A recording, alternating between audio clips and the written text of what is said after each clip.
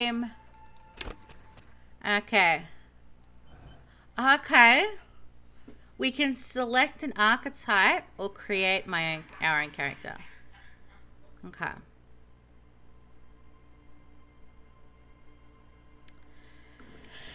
Okay, so we've got the thinker. Extremely intelligent, very bad with people, knows interesting facts, comes up with original ideas. Sensitive, very psychological and magnetic personality, but unstable, might begin to lose his mind. That sounds interesting. Okay, physical. Extremely physical, interacts with the world through his body, gets things done, but dumb as a rock. Okay. Or we could just outright create our own.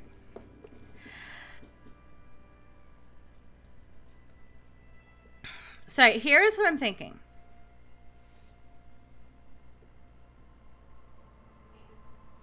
I'm thinking thinker because out of the three of them, the thinker is probably closer to my IRL.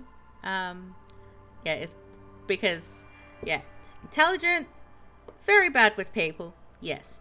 Knows interesting facts and comes up with original ideas sometimes. The original ideas thing is sometimes, but we're going to go with thinker. The Furies are at home in the mirror. It is their address. Even the clearest water, if deep enough, can drown. Okay, let's begin. There is nothing. Only warm, primordial blackness. Your conscious ferments in it. No larger than a single grain of malt. You don't have to do anything anymore. I like that it literally just says ancient reptilian brain. Okay, so I get the feeling we're going to get like a lot of dialogue on this side. So I'm going to move myself over here.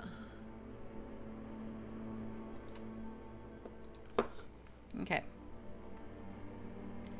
That looks good to me. Okay, continue. Ever.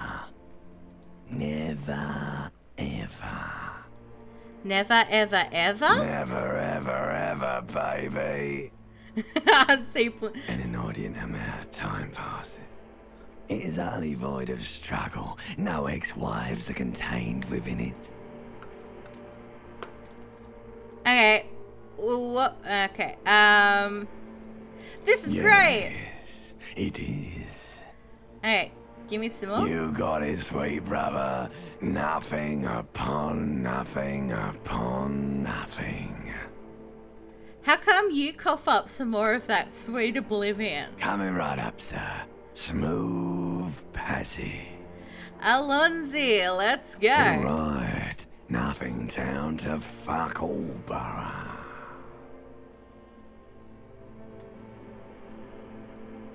Look, I am tired of being this type of animal, and who gives a shit? Not you.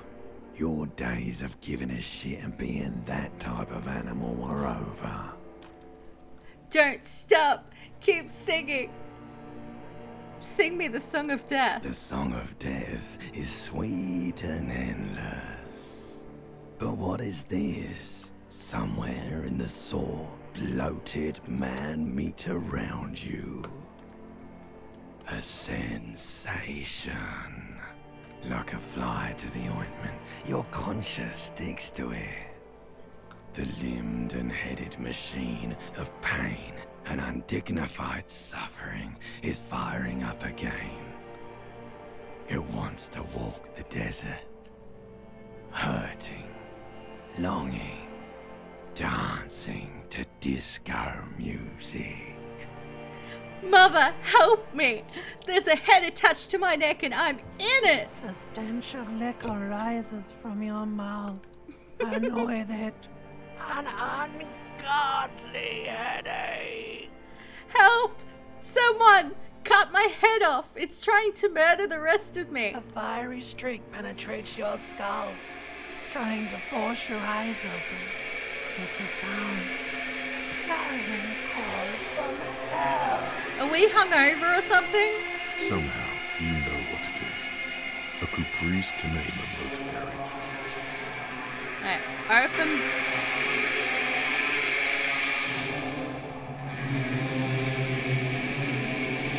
Why are we naked?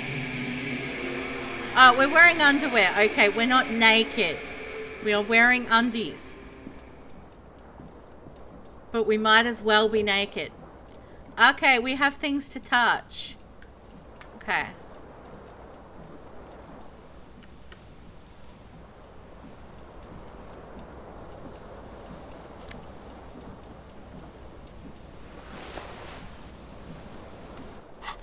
Okay.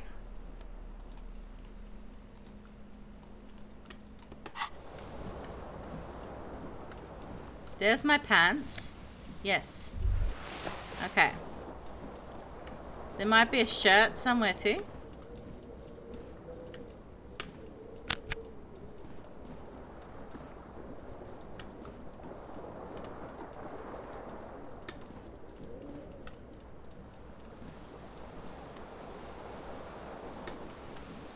Okay. Magnum-sized bottle of Commodore Red is empty. Okay. What do we got here?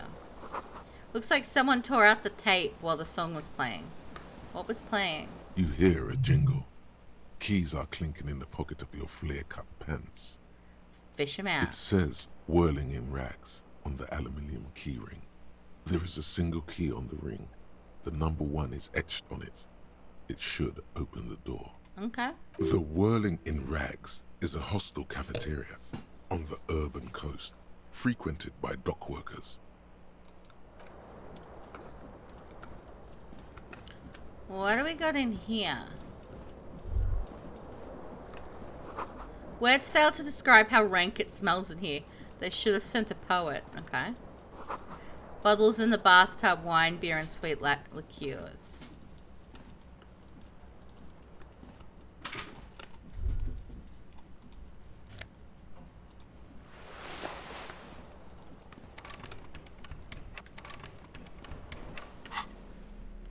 Okay, so that's... Okay, so I get bonuses from item things. Alright, so...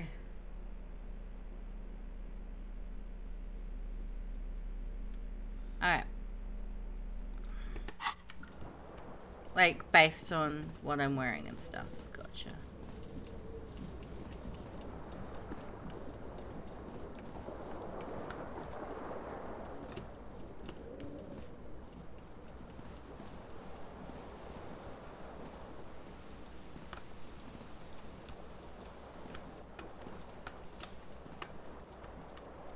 Oh, do I have to do something more with this?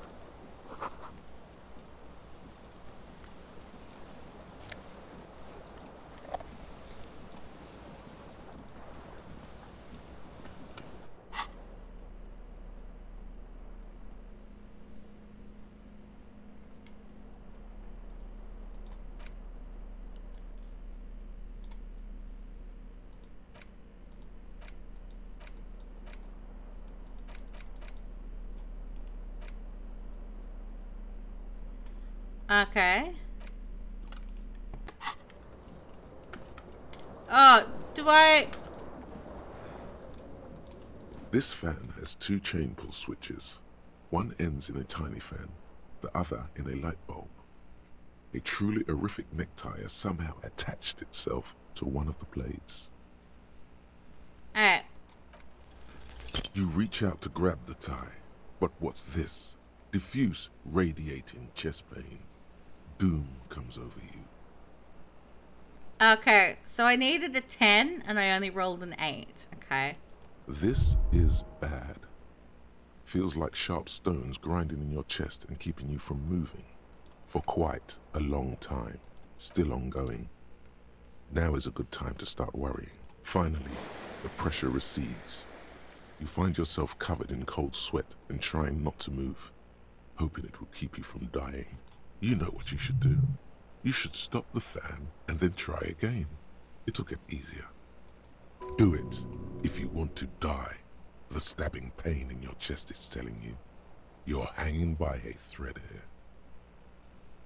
The blades come squeaking to a halt. It should be easier to reach the tie now. You swoop up and catch the tie. Snap. It's released from the blade. What you have in your hand is a truly hideous necktie. With 4 or 5 different patterns. The knot reminds you of a noose. Can I have the A light bulb? terrible mistake. Turn the lights off immediately. You can practically feel the photons burning a hole in your brain. The lights are off. Okay. Okay, I've got the horrible necktie on. Okay.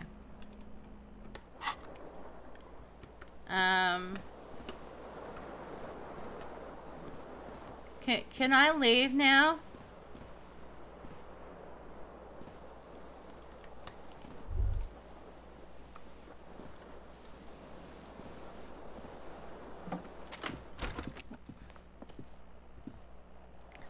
Lord Uhu Reservation, 22 degrees centigrade snowdrifts. Ooh, what's this? There's something on the table. Can I have it? Yes, I will take it all. Give me the money.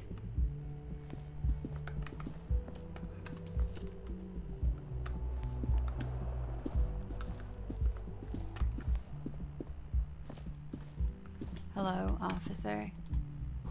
The calendar says it's March. The year is 51. Okay. Hi. The young woman raises a cigarette to her lips. Her eyes are brown and her face is speckled with birthmarks. She can't be more than 28. A silver jumpsuit falls off her like scale armor, sparkling. This is the sparkle of too many nights out on the city. Officer, am I military personnel? No. She seems perplexed by your question. Okay.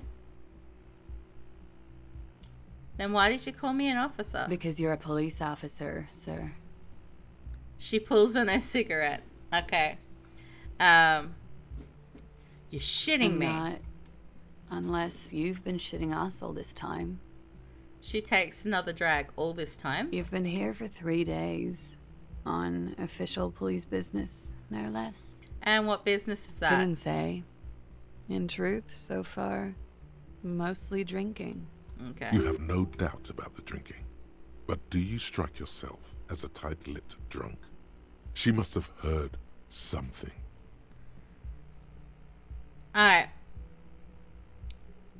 I've only got a 3% chance on that.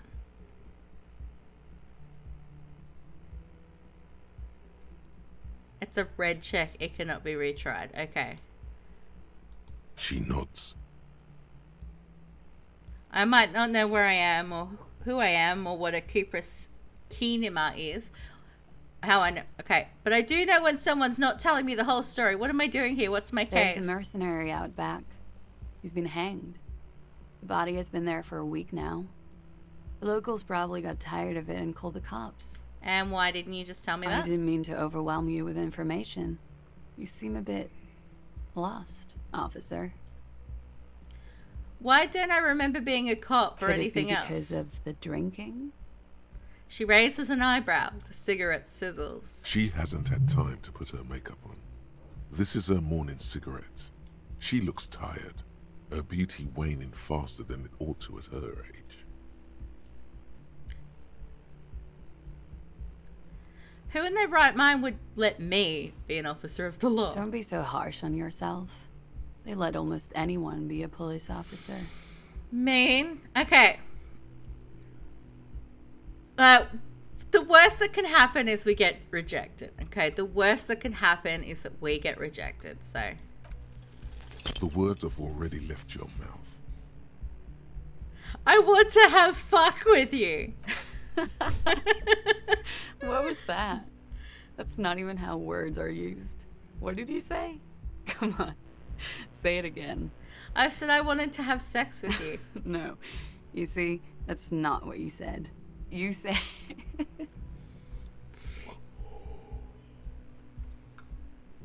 But she's unable to finish, consumed with laughter. Come on, man. Freddie, please. One more time. I said I want to have fuck with you. Goddamn right you did. You crazy asshole, you. What kind of cop are you?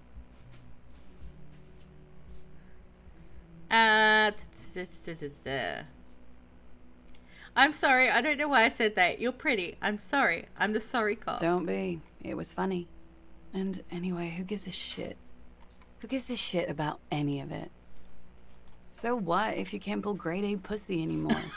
There are other things in life. More meaningful, more fitting for a man your age. This is Fata Morgana.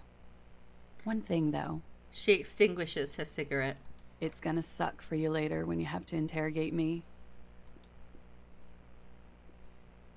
Okay, you're assuming that I'm going to have to interrogate you? And for the record, no, I didn't do it.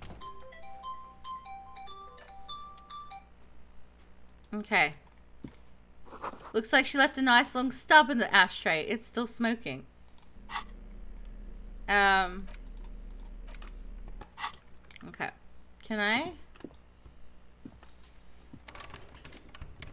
I can't go in there. Okay. What do we got here? This is the weekend edition of the satirical newspaper Trompe Le Monde. Okay. The door is closed. This door can only be opened with a key or from... There is no answer. You hear the shower being turned on. Somewhere inside. Still no answer. Still nothing. Fine. Have your shower. Ignore me. Alright. Let's go down the stairs.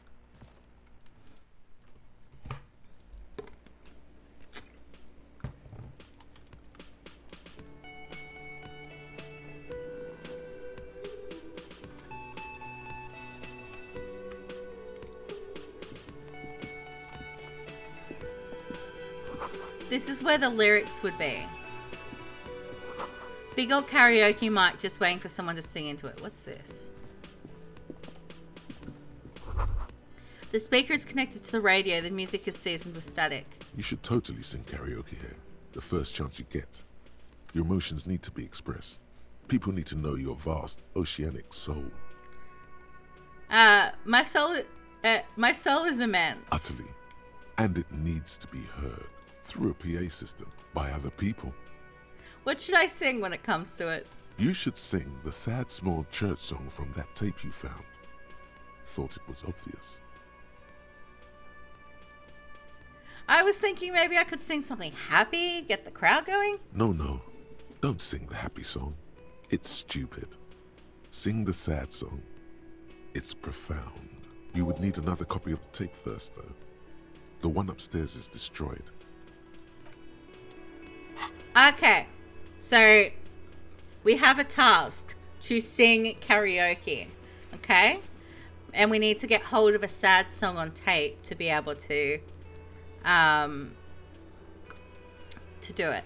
So we need to find a sufficiently tragic tape, then play it on a boombox to memorize the lyrics. Then ask the cafeteria manager to perform, preferably in the evening, more people at the bar then. Okay. Hi. A man in his late 20s stands behind the counter, inspecting a stuffed seabird. As you approach, he gives you a sideways glance, then looks down again. Everything is cool between you and this guy. He's a big fan. Make some small talk. Look at the stuffed A bird. competent work of taxidermy. The white and brown seabird lies among piles of coasters and drying mugs. One of its wings broken. The man is trying to mend it. Looks like the bird was ripped off the shield that was used to mount it, most likely on a wall. This is the Great Skua. The seabird is the symbol for the discovery of the Insulindian Isola, the part of the world you are in right now. The small steel tag says as much. The Great Skua. Steacoarius Skua. That's the Great Skua, right? Look, your buddy is over there. He looks at the doors where a man in a bomber jacket is tapping his foot on the floor. Why don't you go and talk to him, okay? What do you mean, my buddy? He pretends not to hear you, concentrating on the bird instead. Are you the bartender? No, I'm not the bartender. I'm the cafeteria manager. He's very animated all of a sudden. This seems like a touchy subject. What's the difference? I have 3 cafeterias to manage. 3. Sylvie tends the bar here, not me. I'm only standing in. Well, where did this Sylvie go? She just, you know, He shrugs. His eyes dart from left to right. This man isn't lying, but he is hiding something. She just what? so now you're a cop. Oh, forget it.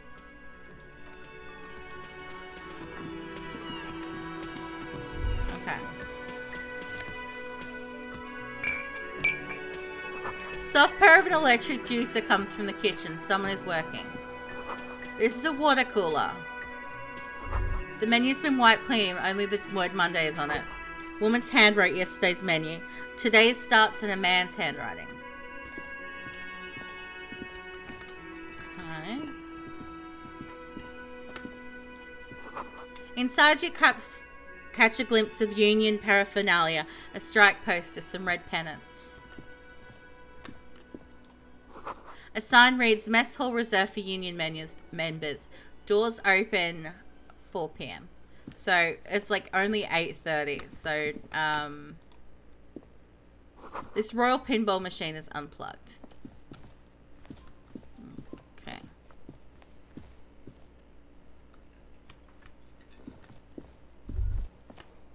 The theme on that pinball machine is a standard royalist theme, used on everything from pinball cabinets to full flavor cigarettes. What are its hallmarks? Clinging to a picture book version of the past century, waiting for the king to come back and cast out all the profiteers and homosexuals. Basically, imagine a yellow plastic crown with a liquor brand emblazoned on it. Wait, where do I get such a crown? It comes free with a 6-pack of Vermilion Roy d'Or. The words Roy d'Or are stamped into the crown's plastic. The idea of a king in a century gone is pretty fascinating. The sentiment is called anti-centennial nostalgia, pining for a time before the turn of the century. It's common even now, after 50 years. Okay. Hello, sweetie. Lena, the cryptozoologist's life. Okay. You shouldn't keep your colleague waiting. She nods towards the man in the orange bomber jacket.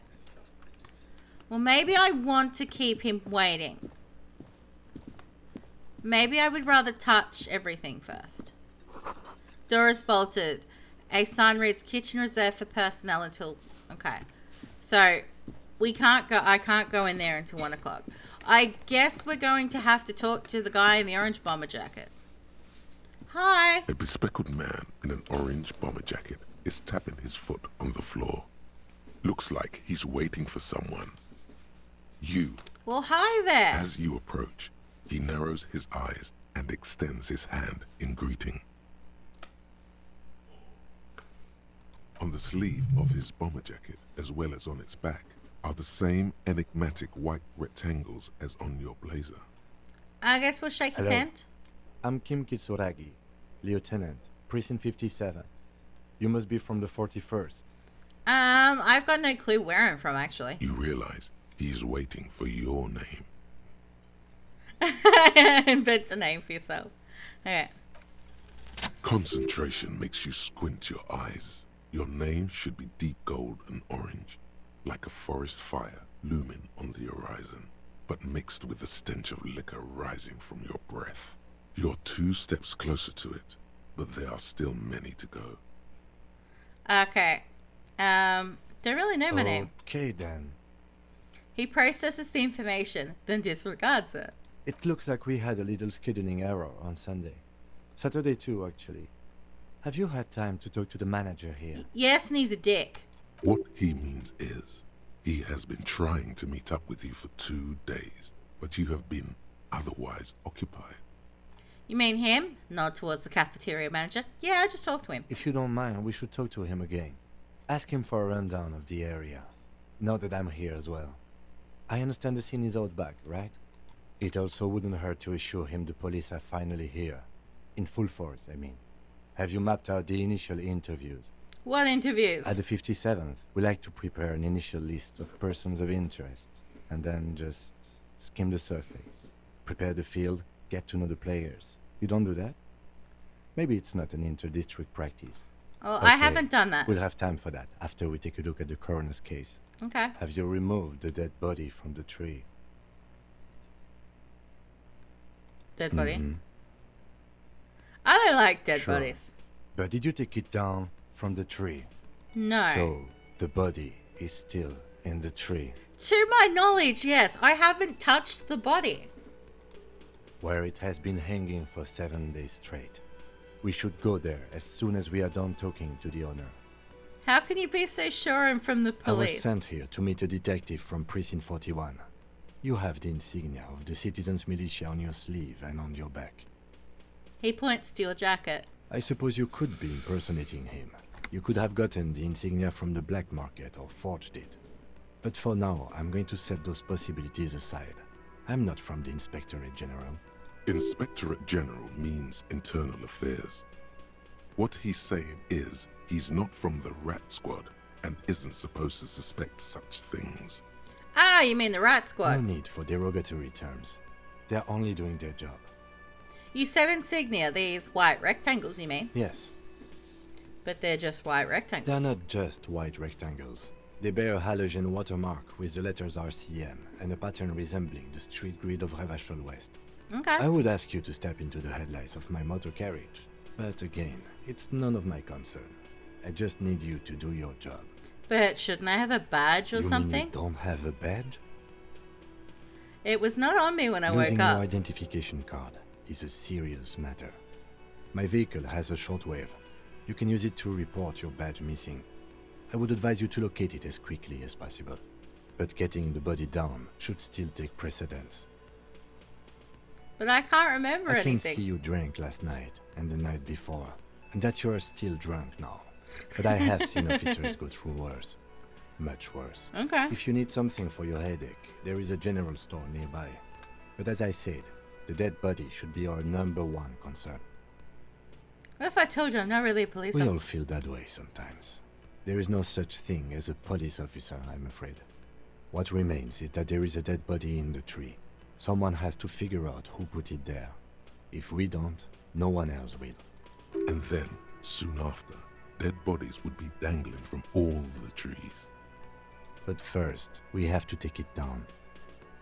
What were we supposed to Talk do to the again? manager. Then we go out back and take the body down. Okay. After you, officer. Lieutenant Kitsuragi is now in your party. You can talk to him whenever by interacting with him. Okay, so he's in my party. Okay. So, sing karaoke, sing at karaoke, report my badge missing, interview the cafeteria manager, and inspect the victim's body. Gotcha.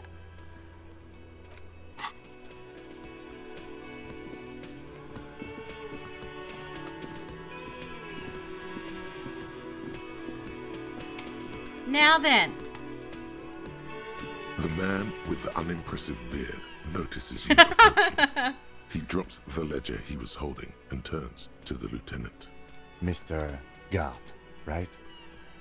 The lieutenant glances into You his run little this notebook. place. Yes. He responds tersely. I am Kim Kitsuragi from Precinct 57. This is an inter-district investigation, so joining me from Precinct 41. He looks to you, realizing he still doesn't know your name. What is golden orange like a forest fire, but smells like liquor? Are you kidding me? No, man. Help me out. What is golden orange and smells like liquor? It's you. It's obviously you. You smell like liquor. And you're orange. Okay. See? Everyone agrees it's your color scheme. We're on the right track with this name thing. Is this what you get when you call the police now? We've been waiting for a week here. Sir, I understand your concern, but we are here to do a job. And for us to do it, I need you to stay calm. Yes, of course. He takes a step back. I know it took us a while to arrive at the scene, but it also took you a while to call us. It was you who placed the call, correct? No, I only just got here. It was probably Sylvie who called you. She usually works the bar here. I'm only temporarily taking over her duties. Do you have her number? As a matter of fact, I do. He looks behind a pile of coasters, finds a slip of paper, and hands it to the lieutenant. This sounds like something you can use to call this Sylvie later. You said you just got here. From where? Are you a local? What, of Martinez? No, I live in Jamrock. I only sometimes come here to keep an eye on the place. This is just one of the many, many cafeterias I manage. But you still know your way around, yes? In case we need directions. Yes, I know where some things are, but as I said, I don't live here. I just used to work here. And I'm not going to start working here again, if that's what you think. I didn't imply that. Detective. He probably means this is where you step in and ask your questions. Right then, questions. I got His this. face expresses profound doubt in your having this. Okay. Ask him about the body's location before asking if he killed him. People give up information in the more innocuous questions, which you can later use in the more sinister ones, not vice versa. Alright, well, where exactly is the body? Behind this building, there's a courtyard. They hoisted him up on a tree there. And how do we get there then? That's easy. See that door there? First you exit through that. Then, to your right, you should see a big hole in the fence. A really big one. You can get to the courtyard through there. No need for the keys. The hole is big enough for the Franco-Nigerian cavalry to fit through. This man means the heavy cavalry of the innocents Franco-Negro, sweeping over the plains and nations of the enemies of mankind. 5th century style. Unified currency and the concept of cool came in their wake. They wore lamella and carried guns. But first and foremost, Franco-Nigerian heavy cavalry was really, really wide. That hole in the fence must be enormous. Who killed him? I don't know who killed him. I'm not the police. That's your job. This is it. He said they hoisted him up on a tree. Who is this they, if he doesn't know? Before you said they hoisted him up on a tree, who do you mean by they? Oh, people are saying it was the union dock workers, that it was a lynching. Who exactly is saying that? The locals, customers, the people who eat here, a lot of dock workers eat here.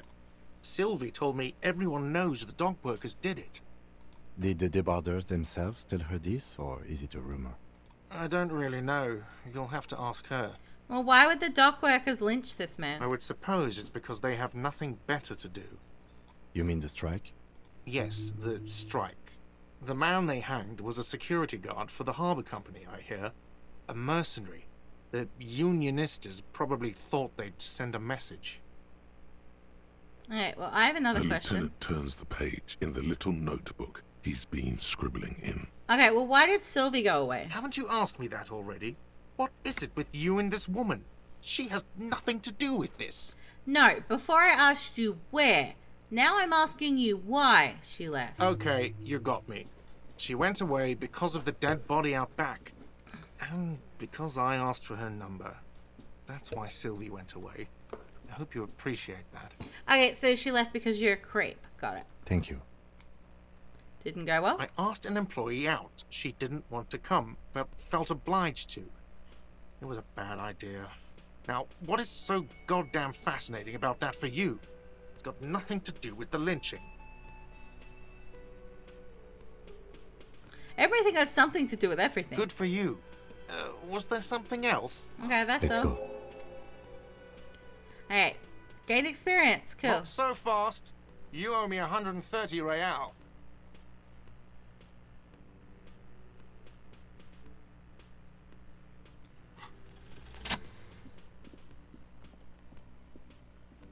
As you blow this joint, behind you, a whiny voice shouts, Real mature, man. Real mature.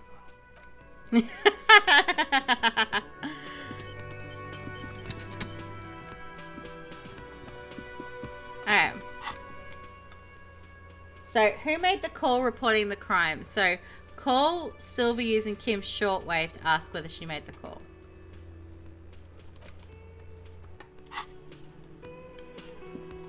Yes?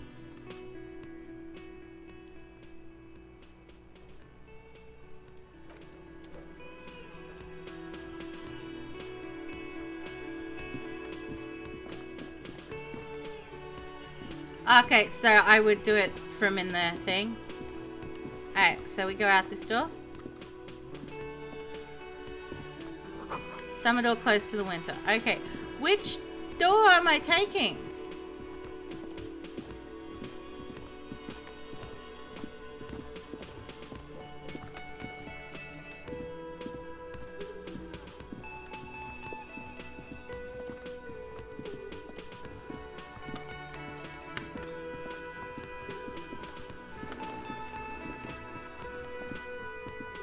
Alright, we can go out that door. Okay.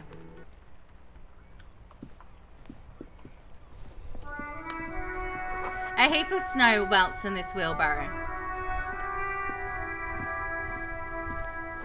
The street sign reads, "Fuck the police." Alright, hi. The RCM in Martinez. The young What woman... can I help you with? Okay, you sound surprised. We don't see a lot of police around here. That's all. Yeah, I have some questions for you. Of course.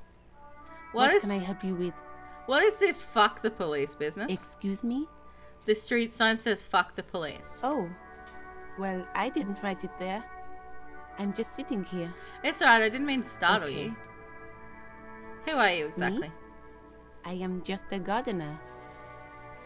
Good to meet you, just a gardener. Another question I then. am pleased to meet you too, officer. Since We- the street sign's messed up? Okay. What do you need? I'm looking for a dead body. Oh, that's right there, in the yard. Even all the way over here, there's a drop of death in the spring air. Well, where am I? What do you mean? I'm disorientated. I don't know where I am. Yes, sir. District of Martinez. In the This city. intersection is called Roundabout North. Okay. He knows where we are. He just wants directions. The lieutenant seems uncomfortable with the level of disorientation you are displaying. What's up in the north? There's the pier, the Cape Side apartment buildings, some more tenements. Not a lot, really. Okay, what's in the east? The harbor gates. Some kind of commotion, I think. I don't follow the local politics. A fleet store, too. What's in the south? Some shops and a bridge. The canal bridge leads to the coast, but it's broken, I think. Some kind of accident, probably. Well, what's on the other side of the canal? Just coast. There's a little fishing village there, and a fish market. But that got closed down ages ago. Okay, what about the west? It's just water. No, actually, I think they call it the Martinez Inlet. There are some islands in the bay, but they're hard to reach. Hey, thanks, that's all for now. No problem. I have to run. Of course. I won't hold you back. She wipes her brow with the canary yellow glove. If there's a corpse, then you're going to need those gloves for the autopsy. One more thing, can I borrow your gloves? Sure, keep them. I have another pair. She hands you the rubber gloves with no visible annoyance. That's handy.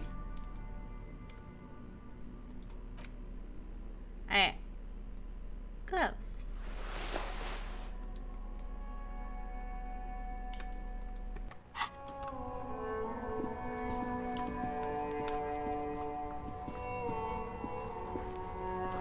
Pigs go home. The street name is ineligible. Okay.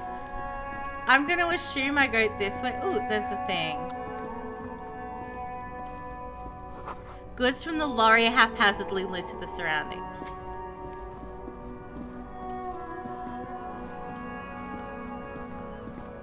Oh, hi. Welcome to Revachol. Announces the rotund man. The remark isn't addressed to you. It's addressed to the lieutenant. Why are you addressing my partner like that? Don't you welcome to Revachol me. My grandfather came here from a 3,000-year-old racist isolationist culture, while your ancestors came to this island a mere 300 years ago. Every school of thought and government has failed in the city, but I love it nonetheless. It belongs to me as much as it belongs to you. What's happening? You sound angry, Kim. It's men like you who keep Revachol divided, making it that much harder for everyone to climb out of this post-war limbo. What he means is, fixation on the Revacholian nation makes it harder for Revachol to actually attain self-determination.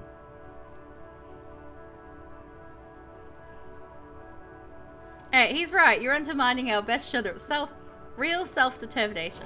come on, man. I just said, welcome to Rivachol. It's a lorry driver thing. I know exactly what you meant. You think my kind doesn't belong here, that I should watch myself and behave. But you see, I'm an officer of the RCN. It's actually my job to make sure you behave. I would advise you to remember that. Silence. The air between them becomes tense. Your partner needs backup. Now's your moment to shine. Okay, fucking A, Kim, I've got you back. You two make a cute couple. You know that? The lorryman spits. The lieutenant exhales and resumes his regular calmness. Now that's settled, we have a couple of questions. Whatever you say, officers. He waits impassively, cigarette smouldering between his fingers. He smells of heavy motor oils and his breath of high tar content cigarettes, probably Astra Whites. What are you hauling? Oh, not much anymore. I'm here to pick up some cargo, but the dock workers are on strike, so it's a sit and wait on your ass situation. What kind of cargo are you supposed to pick up? Apples. Apples is exactly the kind of thing you'd say if you had something to hide. Sounds like a cover story to Look, me. as detective, I come from a long line of lorrymen. We got ancient rights and privileges. He loses his patience for explaining it. Oh, I'm here to pick up a load of fucking apples, man. Just regular Koiko picked apples. Koiko may be another derogative for a person from Grad, you think. Oh, so they grow apples in Grad? Yep, it's one of their main exports. They grow them down South Yekokata. A beautiful place. Got great scenic vistas. In fact, Yekokata is a desolate wasteland whose name literally translates to Zone of Ecological Catastrophe. It features no scenic vistas and supports virtually no plant or animal life. Yekokata is not in the south, and they definitely don't grow apples there. Yeah? Says who? It's literally in the name, Zone of Ecological Catastrophe. Then, I guess they grow apples somewhere else. You can never really tell with those koikos. They're everywhere, except their own homes. You keep saying Kokyos. What does that actually mean? He means the people living in Grad. Yeah, you know, Gradniks, Gradvolk. Those degenerates from Grad. Okay, but why the word Kocho? Cause that's what they're all called. Koiko Pichik, Loslav Koiko, Koikovic someone. Low self-esteem, those guys have. Mind you, they look Occidental, but they're not really like us. Okay, so it's an ethics now. Hey, if the name and description fit by the very grace of nature, who am I to say otherwise? So, can I see the apples? Did you miss the part where I said they aren't here yet? Besides, even if I did have some, I wouldn't go putting my nose in them, huh? He looks at you with a strange glint in his eyes. Relax. You've got all you can get here. He probably doesn't even know what he's hauling, even if it is something unsavory. So he'd remain unaccountable. What was that argument all about? It's about biological determinism, natural law, the sorting of the races.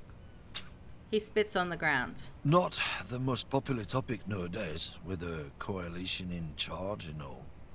You might want to change the topic. That is, bury your head under the sand like common sheep. Oh, so you're just a racist. Makes sense. I'm not just racist. Look, I've read books, huh? The science of racial theory has all been proved, even if some people don't want to accept it. People who've studied these things say that you and me are superior by design. So, naturally, we Occidentals should be in charge.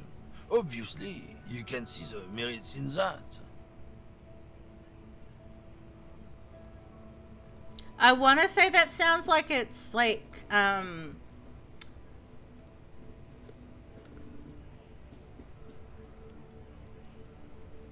sarcastic. That's the word I'm going for. Yeah, I'd like to say that I think that's sarcastic, but it's probably not.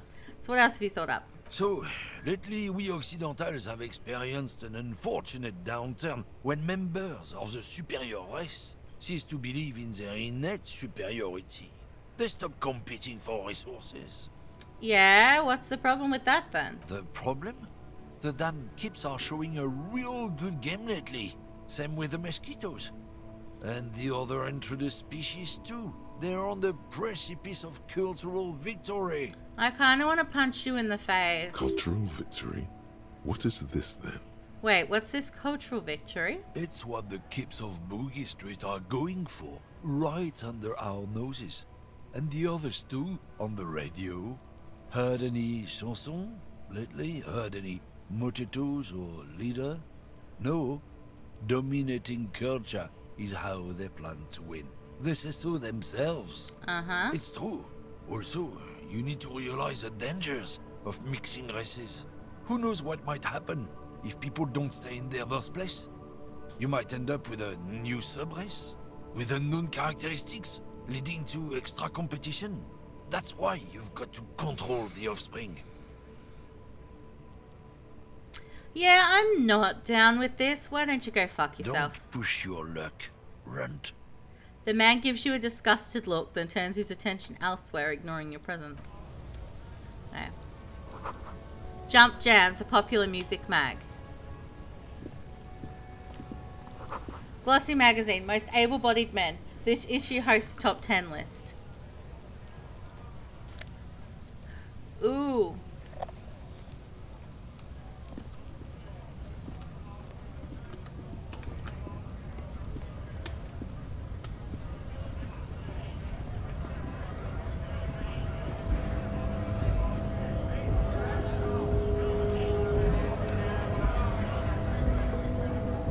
Bastards! We have a right to work! The man yells towards the harbour gates. His voice is the loudest of the lot and oddly screechy for a man his size. What's going on here? Hold up and stay frosty, everyone. Cops are here. The broad-shouldered alpha male turns to you. He's a full head taller than everybody else here. You here to fuck with us? Beat the honest worker down. Why should I? We're here to fight for a cause. Stripes usually have problems with people who have causes. Okay. Then I'm Good. thinking no. We're fighting for a cause here. Right to work! Right to work! Besides, we're not that different. It helps if people see us talking, cops and strikebreakers together. Shows authorities are on our side. Builds confidence. Well, what kind of a cause are we talking about? Rights of people. Rights of workers. To have gainful employment. To make a salary. And feed their families. His manner of speaking is wooden, the tone of voice bland and uninspired, almost as if compiling replies from a set of learned phrases. Well, I don't think I've chosen any sides yet. Might be time. Don't let the fat bastards tread on you. Cops tend to side with the higher-ups, but you're essentially still workers. I don't trust cops, but I can see you understand the right to work! Right to work! Regardless, I have some questions for Maybe you. you should ask them the questions, like why we're not allowed to make a living here. Shame on you! We have families to feed, you piece of shit. He points his finger at the man sitting on the railing. So do we, Scott. The loitering man hollers in return.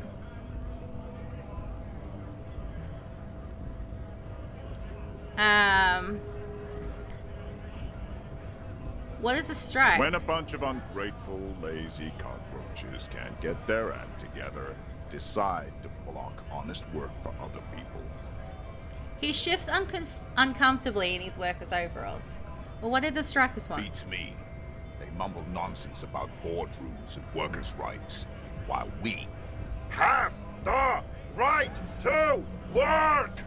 There's something odd in the way he carries himself. His set of clothing looks vaguely mismatched. The different pieces of the attire seem ill-fitting. Well, ill-fitting, what does that mean? His shirt is far too small and an unpleasantly tight fit, while the overalls, held up by a belt, seem to fit a man with much more corpulence. You wearing new clothes? He ignores your question, choosing instead to turn to the emaciated workers, raising both fists in the air. The clothes are obviously not his. Silence is the answer. There's something off here, but he won't say what. Okay, well, who are all these strike breakers? Honest men and women with rights to work, to be useful, not toys for corporate interests.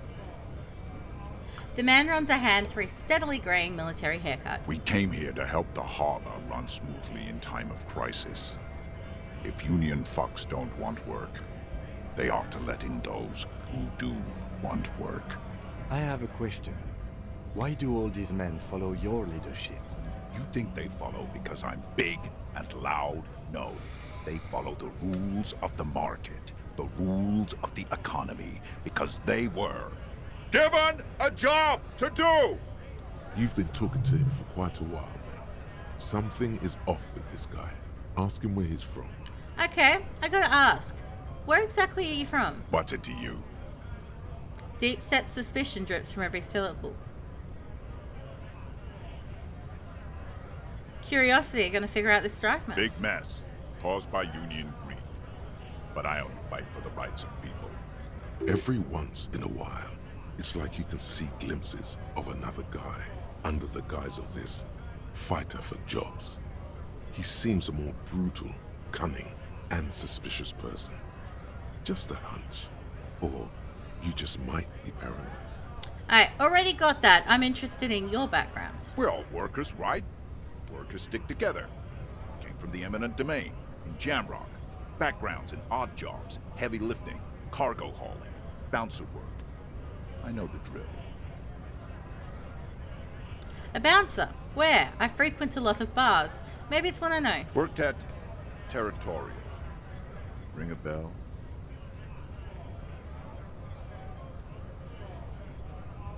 Yeah, I think I've been there. Uh-huh. It was a long time ago.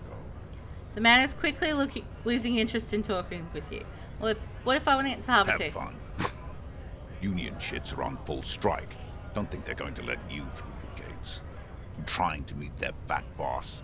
Well, I'm interviewing people about a murder that took place here behind the hostel cafeteria there. I know nothing about a murder. His reply is snappy and terse. Well, absolutely nothing. Wouldn't put it past these harbor bugs. They'd do anything to stay alive. Right to work! It's shameful.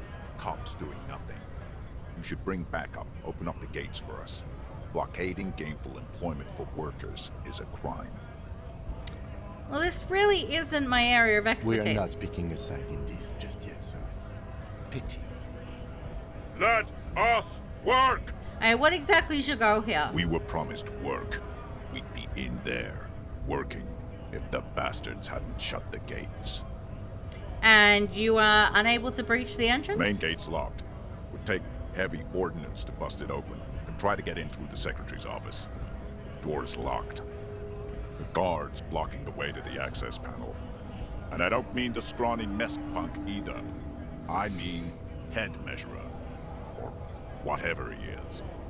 Wait, head measurer? Huge Seminese guy standing up there on the overhead passage. Won't let anyone by. The access panel is right behind it. How bad could one guy be? You seem capable. Bad. Standing on a narrow bridge, he's got a strategically advantageous position. And he's trained. I don't know how the Union has a trained killer up there. But that one's no joke. And my men are tired and hungry. They're workers, not fighters. Well, have you considered storming in, like all of you? Why don't you go arrest them instead? I'm sure they've done plenty of criminal shit. They have that look. It would be better for the neighborhood if you went home, at least for now, if you can't get in anyway. No! They will give up eventually. Or get drunk. Leave the button unguarded. Then we charge. The man rubs his jaw, a perfect lightly bearded square wedge. Okay, well, I'm just going to leave now.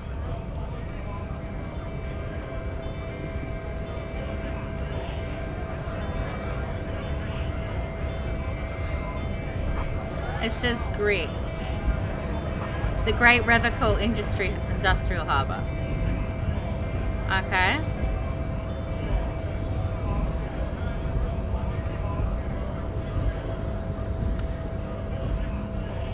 Scab? Asked the man with jolly eyes, tilting his head. You're hazy on the notion of a scab. Smells like politics, though. Maybe it's got something to do with the flask he reaches for from time to time. What exactly is a scab? A kind of a worm, content with mere survival. They come, they want to do our job for shittier pay, screwing over both themselves and us. Everybody loses. Hold on, where did they all come from? Beats me. Somewhere in the ground, I think. You don't seem to like them much. Gotta be bloody stupid or freaking evil to scab. Or I guess scared, maybe. But scared of what? Of who? He looks at the mass, squinting his eyes as if trying to ascertain what they're scared of. Personally, I'd rather beg than scab. If the gentleman shouting on the street came begging, maybe they'd have gotten something. Have you tried talking to them? We've explained the matters, but they don't listen. This lot would be reasonable and go home if the big guy wasn't riling them up all the time. Big guy. He means the leader of the scabs. Well, I'm not a scab, I'm a cop. I was just messing with you. His... No one's ever seen a cop scab. Imagine, you cops going on a strike, but then another cop comes in and says, let us cop for less money. He chuckles and realizes. Speaking of, what brings the RCM here? To the Wild North? Come to see the strife? I've come to the Martinez investigating a murder. Murder, huh? That sounds like a lot of hard work. You'd never see me investigating a murder. I whisper, I have no idea what I'm doing. That's okay. I have no idea what I'm doing either. I don't even know what day it is. Don't tell me. It's a better day that way. Well, I need to know what's behind these doors. I'm exploring. My friend, I respect the right to roam. The open range awaits. He gazes over the roundabout with a glint of longing. Does this mean you can let me through the gate? I don't operate in that capacity. I'm not a granter of passage. The passage grants itself. He takes a swig and points up the stairs with his flask. The passage... If it's so simple, why did the scab leader warn you of the guards blocking the way? That's simple, I just walk in. Aye. Walk right past Measurehead and go in. Past Measurehead? Yeah, the 2.5 meter tall Semini supremacist there. Walk right past him. Right. Then press the button to unlock the door. Uh-huh. Then go past him again. Okay. And you enter the arbor through the office. Está. So you're saying it's actually quite difficult. Don't worry, I'm sure it's not completely impossible. For example, you could best Measurehead in a physical confrontation. Well, I'm weak as Pierce, so... Or you could convert to a Semini supremacist worldview. Or... maybe it actually is completely impossible. Has anyone here ever bested him in a physical confrontation? Not yet, no. He's incredibly strong. Well, has any of the scabs tried converting to his worldview? Jean-Luc himself would say the philosophy has proven overly heroic for the scabs to convert to. Not enough intuition. Got it, another Sure. thing. What's the strike about anyway? You know, serious business. I'm sure the big boss will be glad to tell you. You'll have to ask him first. He's a chatty guy. Wants to talk about the strike too. Just can't break the command structure and tell you now. Alright, nice talk. Gotta get moving. Okay, so I can potentially talk to... Ooh. In case of strike, press button behind guard. A hermetically sealed door locked by electronic means. There's no lockpicking or door kicking this one.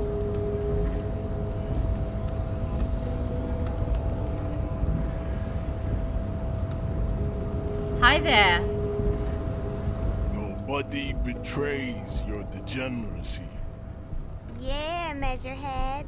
His body totally betrays his degeneracy. The young woman at the giant's side agrees.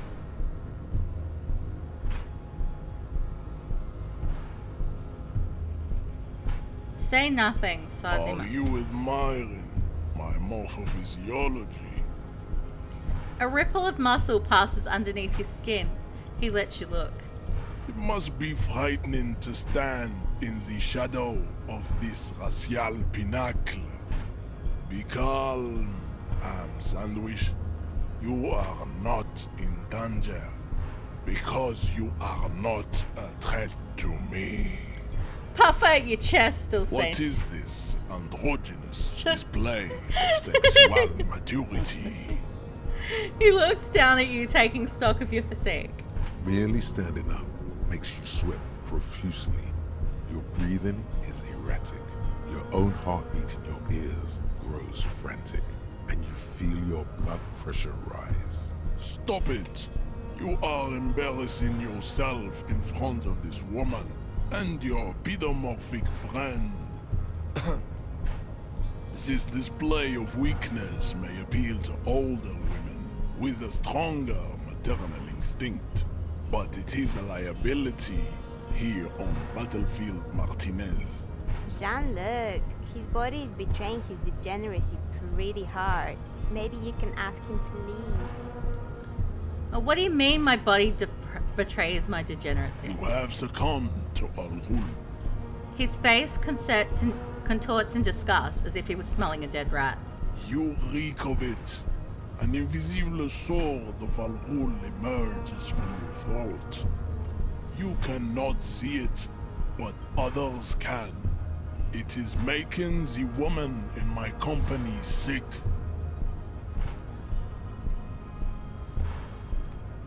Wait, Algul? Yes, Al Ghul. He means alcohol. Do you mean alcohol? Correct. My small skull servant. He nods approvingly. Al Ghul is an ancient Ilmaran poison. A parasitic fungus that has colonized your race. It is a trick the desert pygmies played on you for humiliating them and stripping them of their land.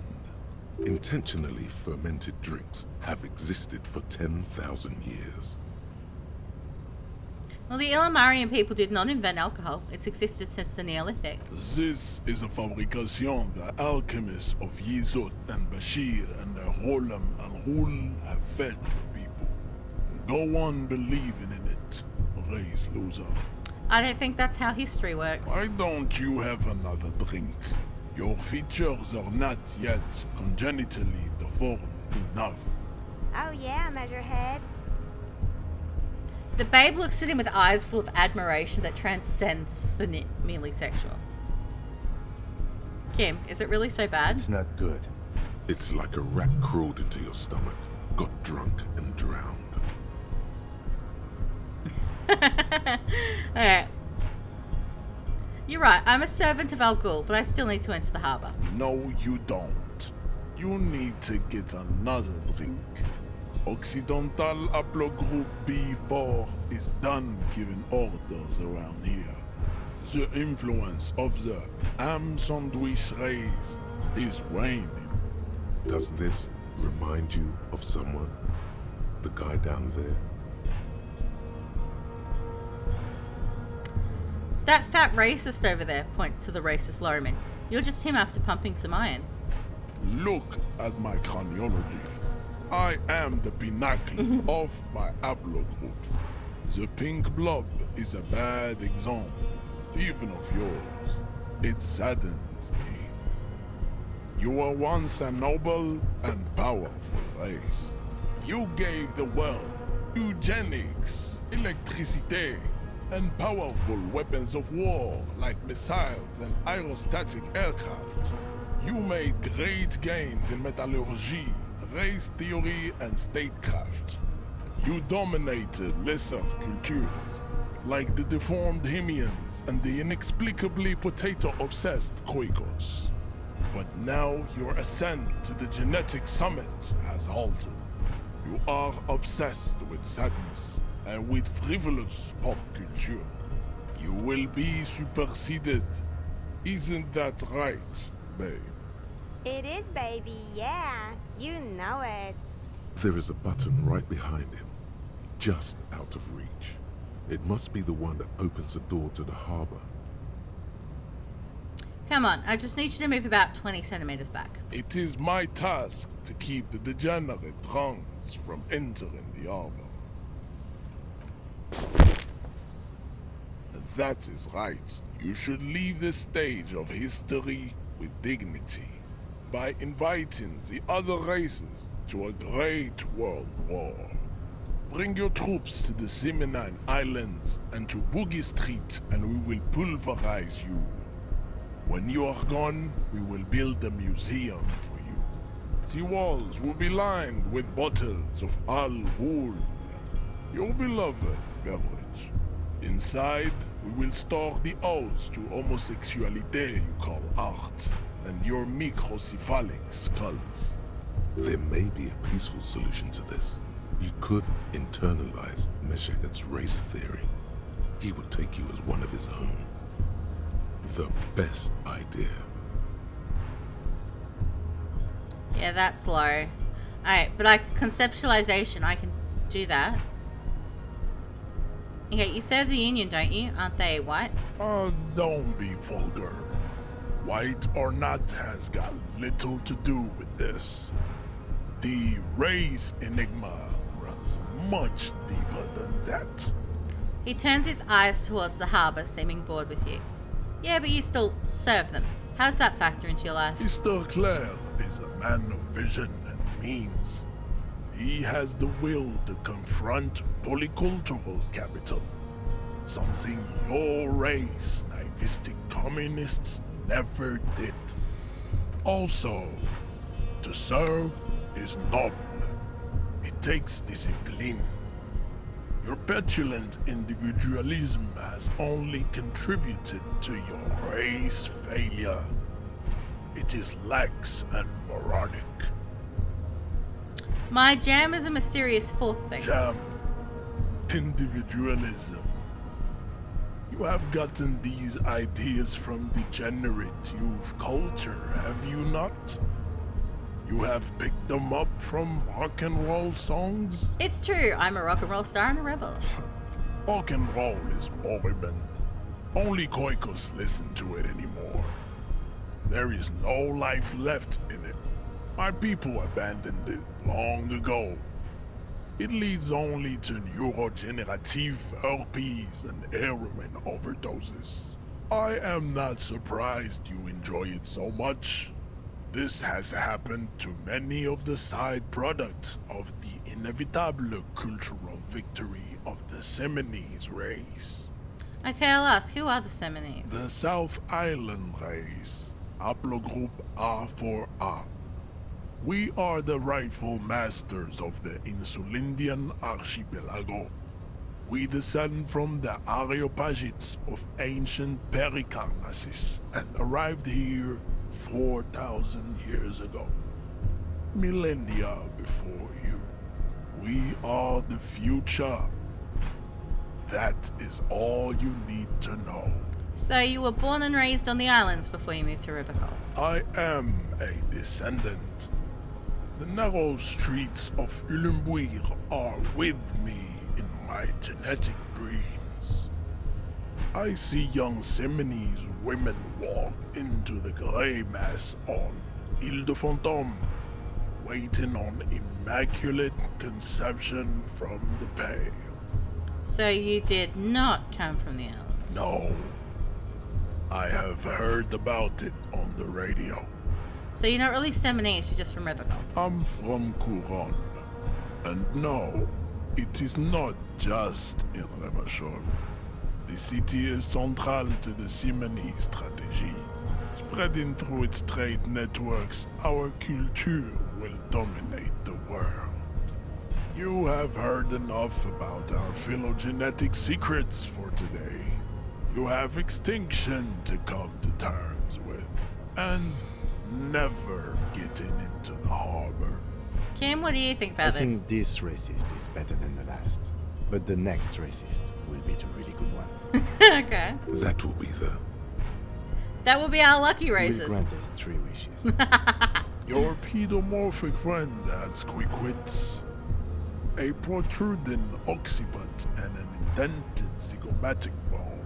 The lieutenant does not flinch. You should keep him close. The congenital defect of farsightedness does not render him a complete invalid. He still has the use of his mind. Well, what are those tattoos of yours supposed to mean? Racists are generally not very good examples of their race. He gestures towards the lorry man down the street. Welcome to Revachol. You hear him yell at a redhead woman visiting the fritter nearby. He must think redheads are immigrants. I am not like them. I am craniometric perfection. I have taken the trouble to permanently draw a phrenologic grid on my skull and features. This should dispel any doubt. The drawings are precise and look true to their pseudo-scientific ambitions. One thing, however, it is not entirely free of throwbacks in the phylogenetic tree. His large jaw, for example, could be a trait indicative of criminalism. Also, his earlobes could be small.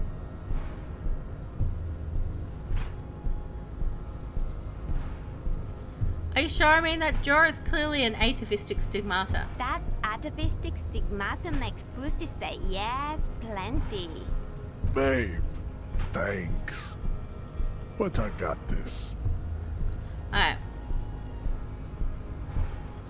Ask what kind of races there are first. Classification is core to this stuff. Hey, mesh ahead. I'm new to this world. Help me understand its races. I need to know what type of different races are there. Do you? The lieutenant looks at you. Alright. This is for the thing. The lieutenant looks toward the harbor's electronic door, and then to you. He lets out an audible sigh. You are obviously a liberal, Sailite. A polyculturalist. I can see it from your love of microtechnology and your sartorial choices. Do not deny your friend the truth you have denied yourself. There are 3 categories of race. Type A, the heroic races. Type B, the servile races. And the vile CF race cauldron of pederasty. Which one do you need an occasion on? All of the above, but we'll start with type A. Those are the Simonese, the Areopagite, and the Occidentals, excluding the Maun, of course. The Maun are riddled with eczema to the point where they find it impossible to smile. They are all lactose intolerant, a common result of inbreeding. A receding genetic pool has led the Maun on reprehensible street parades. In Maun cities like Stadskanal and Vredefort, wearing wooden clogs on their feet and little green tassels on their hats. Hey. Wait, so who exactly are the Maun? You know them by the names of their nation-states. The Oranese, the Gotwaldians, and the Königsteiners. My people simply call them Maun. Maun is a derogative term for first world people of Gotwaldian descent. They do not all have eczema. Also, people of Katla, like the Suru and the Uhu, are much more lactose intolerant. Hey, the wooden clogs though. In some municipalities of Oranje, people do wear shoes made of wood to street parades. Green, orange, and even yellow tassels have also been seen on hats. The Maun are proof that you can have too much Occidental racial purity and tassel-centric culture. Inbreeding has led to a lactose-intolerant subrace whom no one can take seriously. Colorful tassels are, let's be honest, not a good sartorial choice for this century. You might want to avoid wooden clogs too. Okay, got it. Who are type A then in your view? The Vespertines and Messenians of Vesper and Messina, the ancient Meteorans of Meteo by the golden Pisantic Sea, the Suren of Sur-la-Clé, and even the North Königsteiners, all have type A race propensities. The other large Mondial Civilisation, the Mesk, are too yellow and oleaginous to count as a heroic race.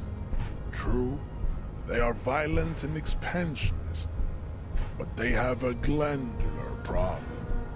He draws his finger across his face. Overproduction of sebum. Sebum is leaking into their brains, making them listen to El Mariachi music and eat toxic minced meat-based food, which in turn only produces more sebum. And who are the Seminese and Areopagites in this? As proven by the Mound and the Mesk, Occidental Type A is in retrograde. The Seminese and the Areopagites are on the ascent. And the Seminese are... The indigenous people of this, the Insulindian archipelago. The Seminese inhabit the southern islands.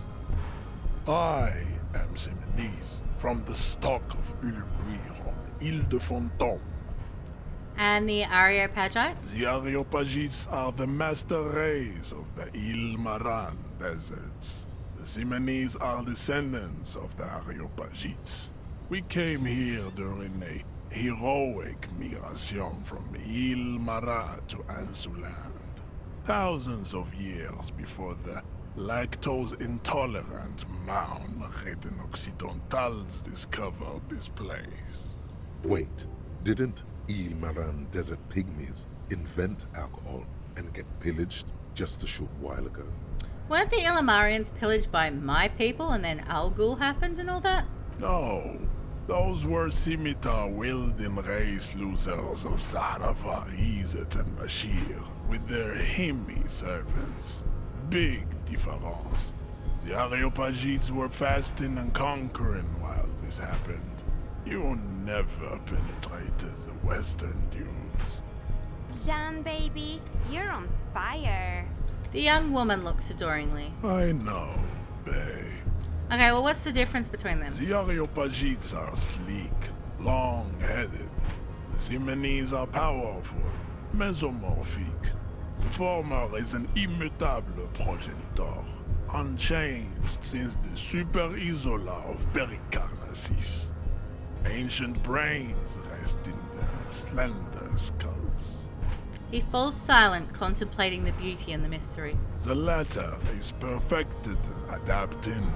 Together they form the Simeno-Areopagite, or Simeopagite super race. That is all. There are no more Type A races in the world. Okay, Type B. Type B are the unheroic races, amorphous non-competitors of the great race. The Khoikos and the Vacholier, they are mud-colored people. The Khoikos of Grad, Yugo, Zhimsk, Shest et al. Are what you would call white, officer, in a suspect description. You said Khoikos. I've been trained to identify them as white in official descriptions. Yes. To an untrained eye, the Khoiko appear white and pinkish, like a ham sandwich. But look into their eyes and you will see. They are of an indistinct color, and so is their skin. Unhealthy, muddy, and ashen.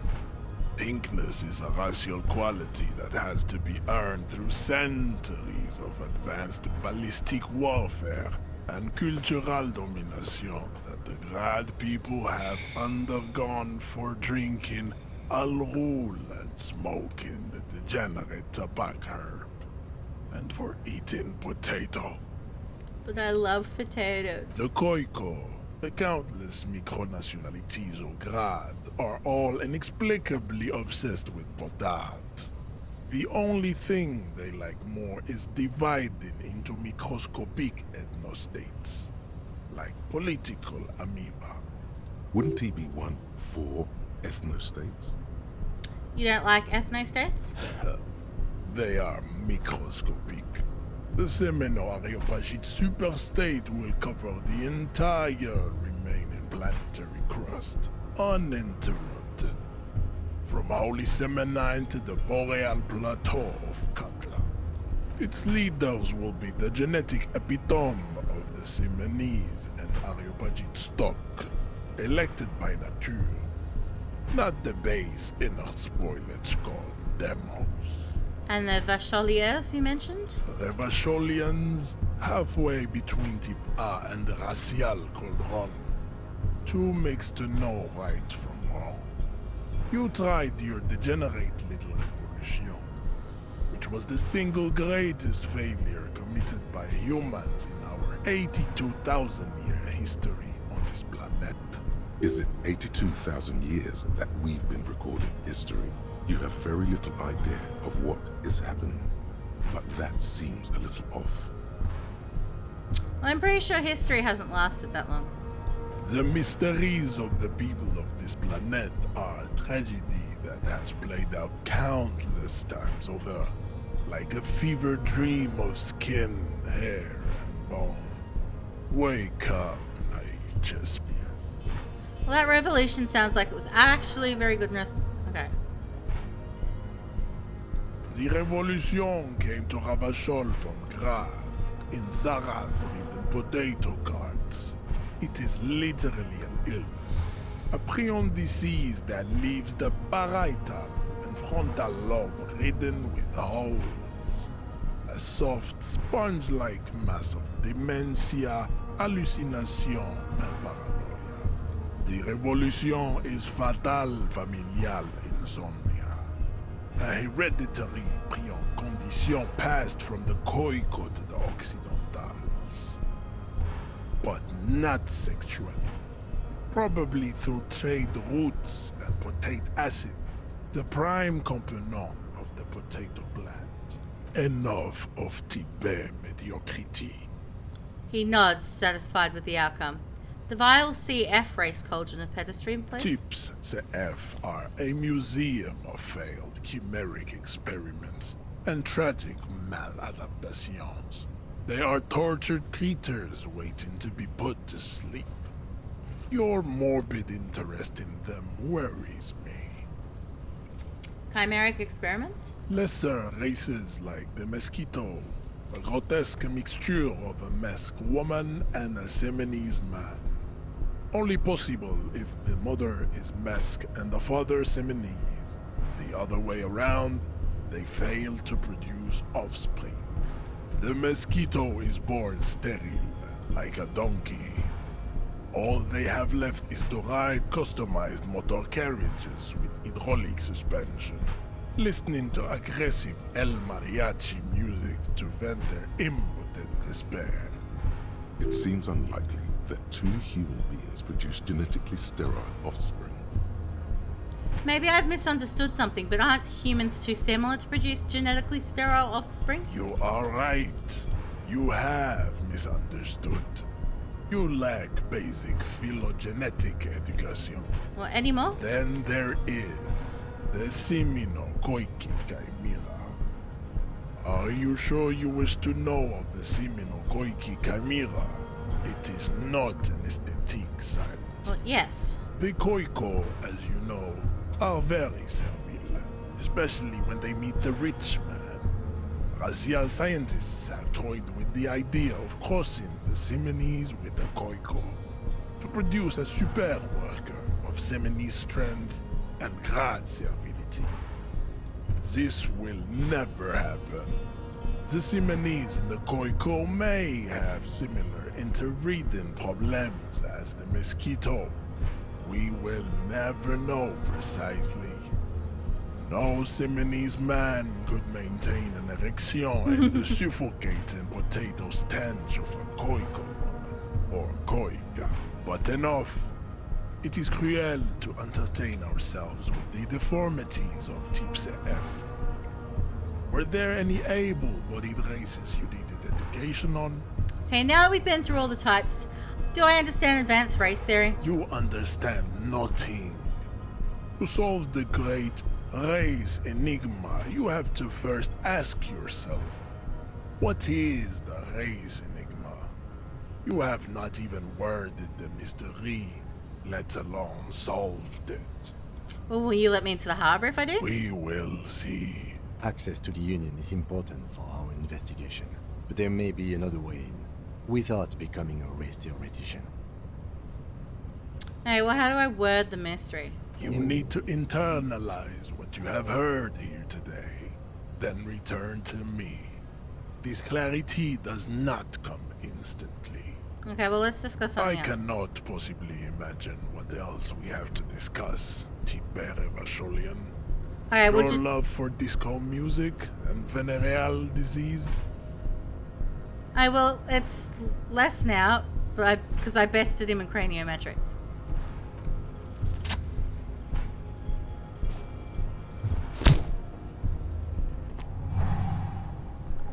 Just like that. Instinct. Wait! A I solid actually strike did that? Straight into his throat. Into the cartilage. You could swear you felt the soft padded break. The man is reeling, gasping for air. Time stands still around you. In the distance, the sounds of the harbor are falling silent. All you hear is a small gurgling sound as a trickle of blood appears on the man's lip. Okay, let's perform a 360-degree flying spin kick.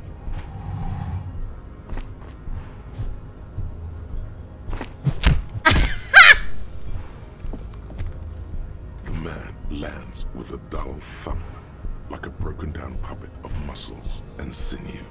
For a moment, he still tries to keep his head up, dazed eyes looking at you with unimaginable surprise. To your left is the button. I'm so sorry, I didn't want to do this. As you slam your fist on the button, the man collapses entirely, his head rolling to the side. Looks like you're the new measurehead now. No one is the new measurehead. Let's go before he gets up.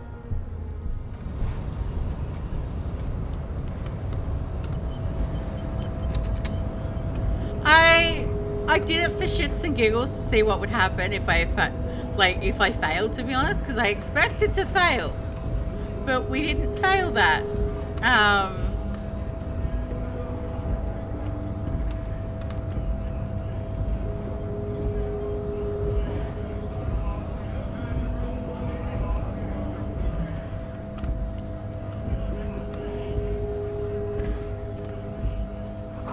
Laura's probably stored fuel here, now they store booze.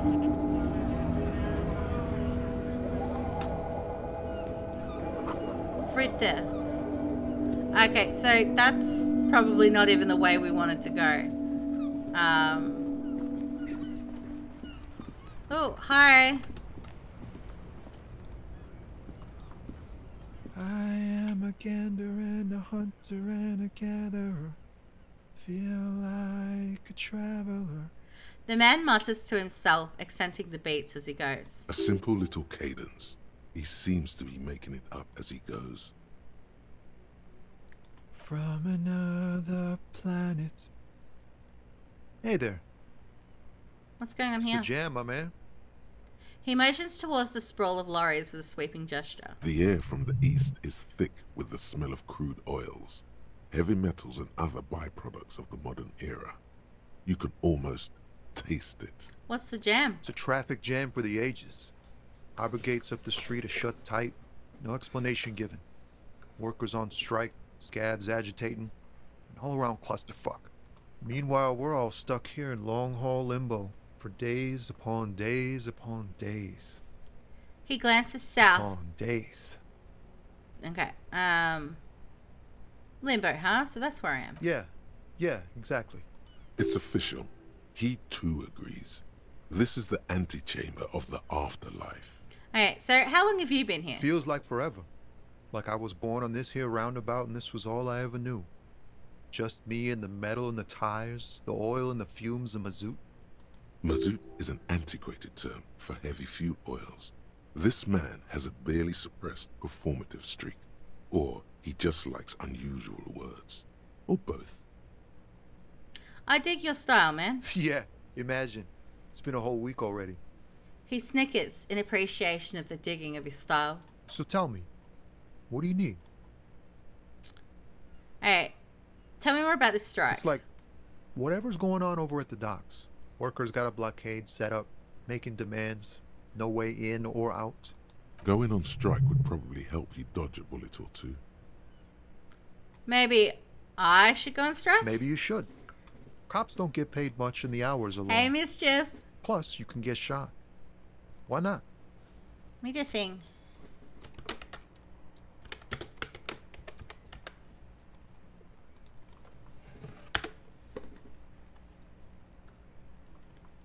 Hey, see, the child was a thing. Demonic child. Yeah. Did it give you an option to like type anything in there, like a message or? That's Man of Medan, isn't it? Oh my god. Did you get a jump scare? Oh. Yeah, I did. There's a fucking child. Oh, you and that child. Yeah, that looks like, yeah. I've played Man of Medan, but I don't think I ever went to a toilet with it. Shezza, and you played it last night. Cool. Okay. The RCM is a self-managing organization that operates on donations. We promote our own leaders. It would be like striking against your own mother. I don't know my mother, but I go on strike against her too, for my right. Okay, but do continue. You were asking about the strike? Last week, not last night. So's mine, to be honest. I blame the leaving the house and adulting and all of that stuff today. Hey, what's the union demanding? Some pretty wild stuff, I hear. Like a giant new power crane in half the company? I forget what exactly. Good on them, I guess. Okay. I've heard talk there's a company rep in town, too. Like a strike negotiator type. They'd know what's up. Precise demands and so on. Ah, yes. From the Wild Pines. We'll meet her soon enough, I'm sure. Well, what do you think the company wants? They want to keep that money flowing in, my man. Ka-ching. He doesn't blame them, but he's not on their side. That's for sure. Alright, anything else I should know? Anything else? Yeah, this ain't really my area of expertise. I just do my job and get paid. I have things to do and places to be. All of us do. All of who? Us lorry drivers. Cam, your nurse. You still hang around here waiting for this mess to end. Most have scurried off somewhere to get drunk or high. Or laid. Not that I blame them, really. Not you? Not my thing. Chasing transient pleasures is a drag these days. I prefer the examined life now. Thinking, reflecting, observing. He glances down the road toward the horizon, a glint of something in his eyes. He tries his best to look nonchalant, but there's a rigidity in him, as if trying to conceal something warm and deep beneath a cool exterior. Alright, so that's... I might leave that. Okay, it's a white check. I may retry it. Okay, so I could keep doing that until I got it. But I want to... Okay. What? Ease into it. Don't go too far. This seems like a personal matter. My man, I want to know about your soul. Cool. We all want to know each other's woes and all. But people, man, they have slippery souls. Just like that, he slips out of your reach. It is possible the yelling didn't help. Okay, so I've got to put skills into empathy to open the white check. Okay. Do you know anything about the dead man? He ain't one of us drivers. I know that. All accounted for. Otherwise, I haven't really asked about that. Been wasting time right here. Keep him busy. It's easy to see he's telling the truth. He's kept his nose out of the dark stuff. Okay, busy with what? Analyzing the fundamental structural and psychological conditions of being stranded in the midst of a sea of motor lorries and their sad, despondent chauffeurs. Ask for his conclusion.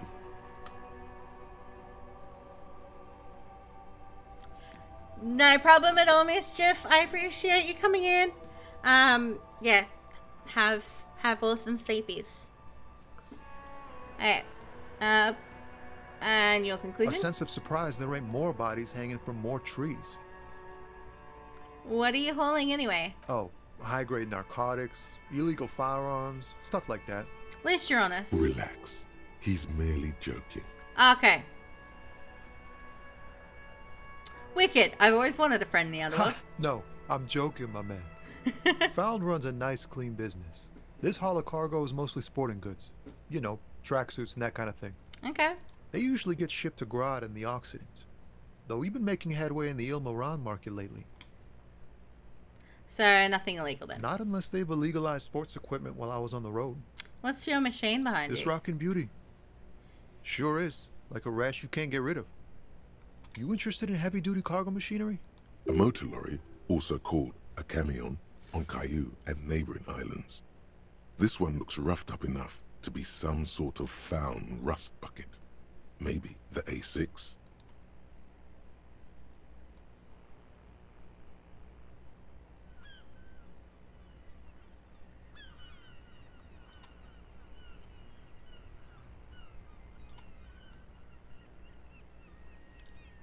Okay. What's the... Okay. That a Fallen A6 you got there? Good eye, my man. Yup, she's an old one, but reliable. Me and her spent a long time together. Could I get one of those tracksuits you're holding? We're pals and all, but I can't just freely hand out the merchandise. The bosses won't be happy. Okay, right. The man taps his fingers rhythmically against his arm. Alright, well I'm good for now. Don't be a stranger. Gives the salute with 2 fingers. Okay, so if we put more points into empathy, we might be able to, like... Ooh. Before you stands a motor carriage. The bodywork is covered in blue and white livery, bearing the number 57. Vapor emanates from the large engine on the back of the vehicle. It hasn't had time to cool off yet. This must be the infernal machine that tore you from oblivion. The Caprice Kinema motor carriage. In the cabin, you are welcomed by a set of steering levers, a radio microphone on a hook, a pull-out toolbox under the seat, and the soft glow of the fuel preheater gauge. A scent of leatherwork and heavy fuel oils washes over you. Well, I need to pick up the radio. frequency tableau lights up, and a green button labeled Prime Line glows like a feline eye. And then you hear something. The soft purr of electrical kittens. Radio waves cast far and wide over the metropolis. A woman's voice greets you through the static. This is Precinct 57. Hello, Lieutenant. How may I assist you? Hello, Alice. Please assist our colleague from the 41st precinct here. I'm putting him on. Operating the radio is easy. Just be confident. You've probably done it 1,000 times. Come in, Delta 10. This is Firewalker. Copy. This is Officer Alice Demetri, Precinct 57. How may I assist you? You could swear she was friendlier with the lieutenant. Under the green Prime Line, a yellow saved button catches your eye.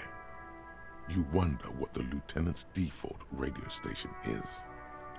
Could you connect me to the 41st precinct? I have something I need to report. Just a second, officer. She puts you on hold, the static crackling softly like a bonfire. After a while, you hear an old man greet you from the radio. His rattly voice is oddly familiar. 10-2, 10-5. This is 41st. Come in. Over. The man uses relay code. You've got this. You're a cop, and cops know relay code. I know some relay code. 10-4, Station 41. I've got an urgent business. Over. 10-4, message received. 10-5, relay message. What's your status? Over. Just reporting in. Over. 10-18, state your message, sir. I need to report my badge missing. 10-9, over. My badge. I can't find it anywhere. Basically, it's gone. 10-4, message received. This is a very serious situation. I need to 10-22 the captain. Over. Is it him? What does he want? Says he lost his badge and needs to report it. He what? He lost his badge? Hey, who is this? This is Communication Officer Jules Pidieux, sir. Over. You mean your partner? Over. What is he saying? He's asking who you are. I'm his goddamn partner. It's your partner, Satellite Officer Dietmar, sir. Did he lose his memory along with his fucking badge? The man in the background sounds like he's losing his patience. Who lost his badge? Dick fucking Mullen. Who do you think? It's Officer Dick Mullen from the bestseller Dick Mullen and the Lost Identity. He says, fighting off laughter. Dick Mullen is not your name. It's the name of a fictional detective who would not lose his badge. Defend yourself. Immediately. They're laughing at you. Haha, officer has lost his badge. Haha, like I'm the first cop to ever misplace his badge. He says this has probably happened to other policemen before him and laughs sarcastically. Oh god damn it. Is he fucking kidding? The whole station's gonna be dicked for this. Satellite Officer Vikmar is wondering if you might be joking and adds that this tarnishes the reputation of the entire station. Over. Mullen dicked us. Come on, operator, tell him to stop. This is He's serious. asking you to stop, says this is serious. Of course it's serious. He lost his fucking badge. Satellite Officer Vikmar concurs, losing your badge is serious. Over. Well, can't we just move on? I want to get it reported and be done with it. 10-4, I hear you, officer. I'm just going to make a note here that you are in pursuit of your misplaced badge. Over. Fuck me. Mac, come here. You've got to hear this. Dick Mullen lost his badge. What's going on? Super Cop here lost his badge. He lost his what now? His badge. He lost his goddamn fucking badge. Could you all please just stop saying lost his badge for a moment? He asks you to please stop saying he lost his badge. Why? Did he find it? The room at the other end of the line erupts in volcanic laughter. Sergeant Orson was wondering if you found your badge yet. Over. You don't have a comeback. Sorry. It's hard to think like this. He's not replying. Looks like he's still looking for it. Enough with this now. I have other things to discuss. 10-9, come again. I didn't get that. Over. The animated conversation in the back is making it difficult for him to hear you. New heights even for Captain Sober. Ask him. Ask him if he's lost his gun. Sergeant Orson wants to know if you lost your gun too. Check your pockets. Check your... Holy fuck. You don't know where it is, do you? I don't have my gun! It's gone. It's not fucking on you. Okay, where the fuck is my gun then? 10-9, come in, officer. Did you get my question? We were wondering about your gun. Over. Okay, we're gonna convince them. Even before you can get the words out, everything gets scrambled in your brain. No, of course I didn't lose my gun. Fuck it, I didn't lose my gun. He says he didn't lose his gun. Or his fun, whatever that means. Ask him to describe it. His gun. Not his fun. Just the gun will do. He laughs. Satellite Officer McLean requests a description of your weapon. Over. Kim, what are you packing? It's a single-shot Kiel A9. An Armistice, to be precise. It's a single-shot Armistice Kiel A9. Over. Says it's a Kiel 9mm Armistice. Armistice? What, is he a fucking... Clearly he doesn't have his Villiers anymore. Dear God, he lost his gun. oh my, I can't. The man succumbs to laughter again. This isn't really a laughing matter. Mac can face a giant of Coco Nur by himself, but Disco here made him piss his pants. Oh, I can't. Fuck. He lost his... He still got his wiener. Oh, man. He'd be in trouble if he lost that. I'm not going to. Ask him. Sergeant Orson here is wondering if you are still in possession of your genitalia. Over. I left it at his mama's after I fucked her ass all night. Tell him that. That's a negative. Not going to say that. Over. What's he saying? Share with the class. He said he sodomized your mother. The prick ate Mama's vanilla waffles at the captain's birthday party. Some nerve he's got. Sure her vanilla waffles were the only thing he ate? Shut up, Chester. This isn't funny. This is my mom we're talking about. Tell him to apologize right now. Sergeant Orson requests that you apologize for the claims that you made about his mother. Over. Hey, if you don't like the fallout, maybe don't fuck with the Firewalker. Mac, he says you shouldn't have antagonized the Firewalker in the first place. Who? The disbelief in Vic Carmere's voice is overwhelming. Satellite Officer Vic. Firewalker. I'm afraid he might be referring to himself as Firewater, sir. Firewater? He's lost it. Fuck it. Tell him to find his goddamn badge and gun. That's the only thing that matters. Satellite officer, No, I think I'm good. I think I'm good without my gun, thanks. I'm going to report that you are in pursuit of your service weapon. Over. In pursuit of his. The man is fighting back tears. Officer, do you need further assistance? Over. This might sound odd, but there's personal details I'd like to discuss. Okay, 10-4, sir. I hear you. Relay your question. Over. Wait. Before you say anything stupid, think it through. What's here to think about? You're going to be looking at a straitjacket if you tell everyone you lost your memory. Be smart about this. Ask if he's there alone. 10-4, sir. I'm not hearing your question.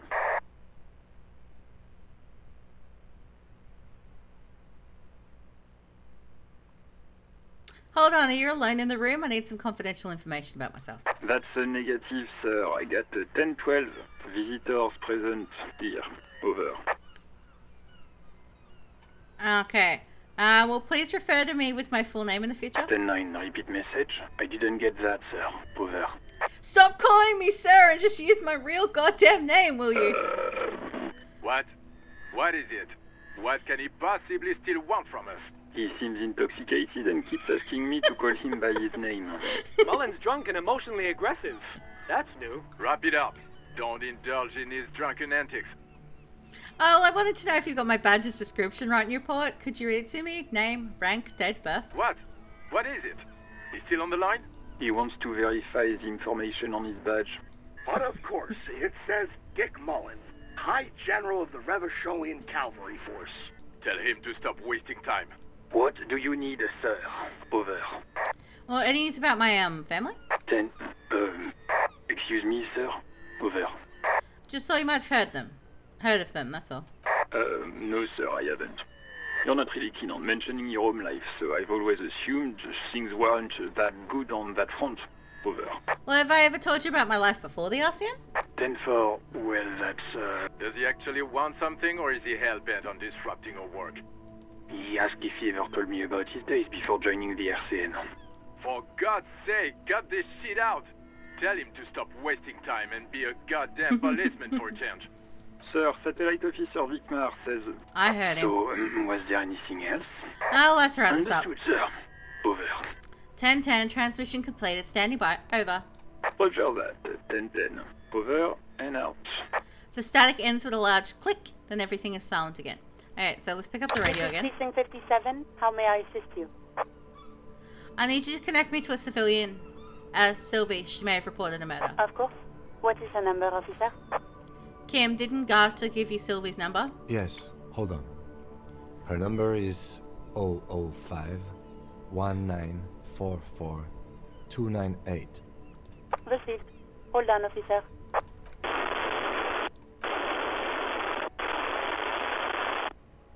Start slapping a marching group. Give it a minute. She might be busy at the moment. Takes a bit to get to the phone. Officer, I have Sylvie Malaika on the line for you. Yes, hello? A female voice greets you through static. It sounds like she's a million miles away from here.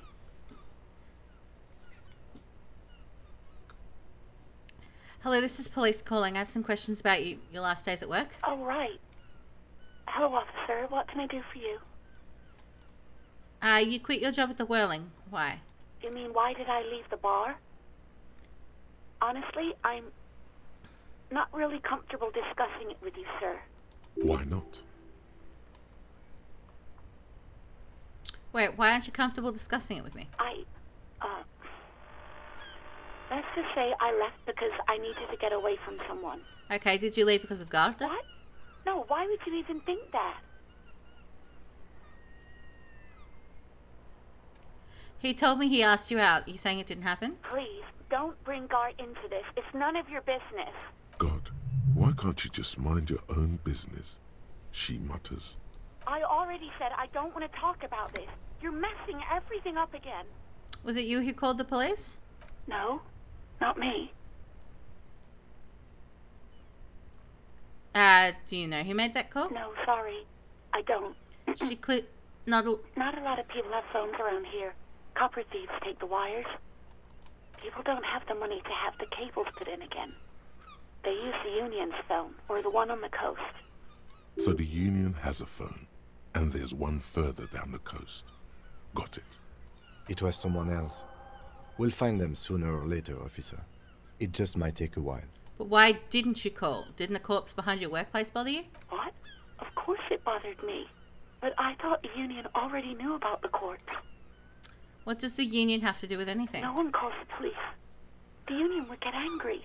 What do you mean by that? You know, what the Union says goes. People listen to them and they take care of their own, which is like everyone here. Wait, Kim. Is she speaking the truth? The Union is the law around here? Legally, no. In reality, yes. Martinez is de facto policed by the Dock Workers Union. Tell me, why exactly did you let a corpse hang in your own backyard for weeks instead of calling us? I didn't want to get in trouble with the others. Push her further. Show her the error of her ways. Let me get this straight. You ignored the law to save your own skin. I didn't know I had to report it. I thought someone would take him down eventually. It's a little late for tears, isn't it? Should have used them to summon the police earlier. You can almost hear the girl getting smaller on the other end of the line until she almost drowns in static. Okay, next question. Okay. Have you seen my badge? Yes, I know who you are. You're a police officer. The law. Wait, how did you first learn I'm a police officer? You told me back in the whirling. You told everybody, and so does your badge. I don't need to hear about it anymore. But my badge is missing. Have you seen it anyway? Oh, no, I haven't, sorry. Real policemen have uniforms too, by the way. Where's yours? Not my uniform too. God, I should really look into that. Oh!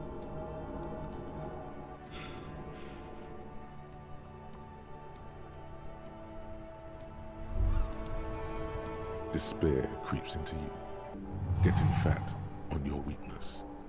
Whatever noble intentions you once had as a police officer, it's eating them all up now. You're still coming up with sentences. That's a step up from total annihilation, right? Seriously running out of shits to give, let corpses hang on trees and quitting fucking. Fuck me? Please leave the rage you have for after we finish the investigation. Nothing you can say would make you feel any better now.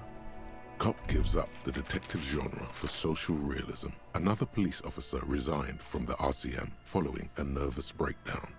He now lives under a bridge, drinking and occasionally throwing excrement at passers-by, shouting, "I never loved that woman." When asked to comment, former colleagues objected to the theory that his psychological disintegration was precipitated by his wife leaving him. "It's because the Furrows lost that match," said Captain Ptolemy Price, once the man's superior officer. "It's because he couldn't get a big gun from acquisitions, and anyway, police work really burns you out after a while," Satellite Officer Jean-Vic Mayer, the deranged former cop's partner, commented. Sergeant Mac Torson, another former colleague, did not propose any theories, merely saying, "Whatever happened to him wasn't about birds. He got fucked, that's all." Okay.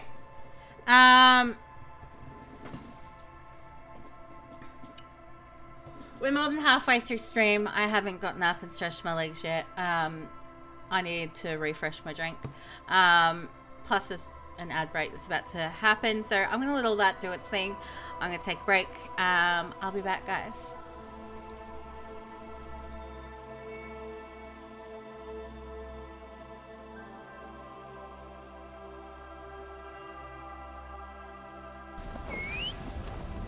He looks even cooler in the dark. His tail is glowy.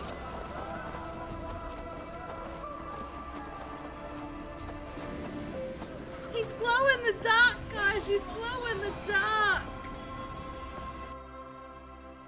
Ew.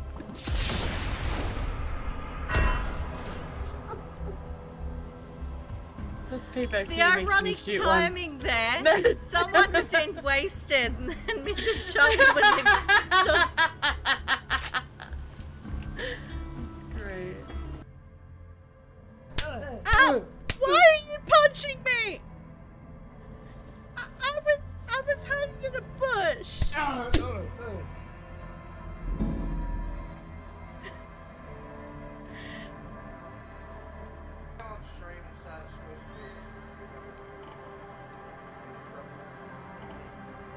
Did you just refer to my tits as indestructibles?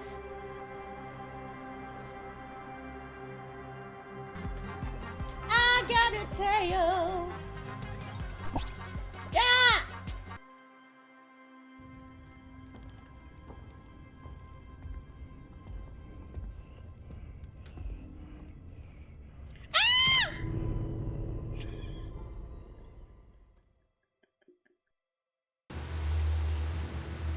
Yes, lick me, kitty friend.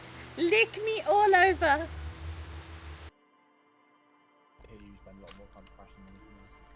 Nah, you can hear him wrong. Oh, well, that's what I'm here for when they crash and hurt themselves. Yeah, well, you know, just in case, even though, you know, I'm a professional racer, you just want to stick behind me, Cassie? Yeah.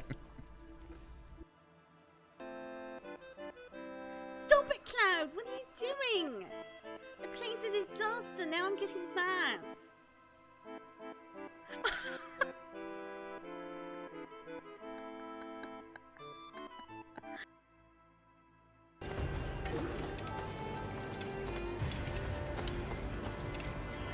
I can't pet the cow!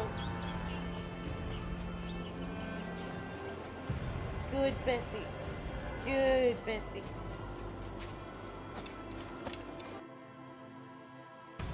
You like arrows? That's good, because I like bacon! I am a monk and I'm kicking the dog. Kicky dog. I like making up songs. Oh, we came back up! Ow! I went. Yes. Shut your fucking mouth! Shut the fuck up, you cunt!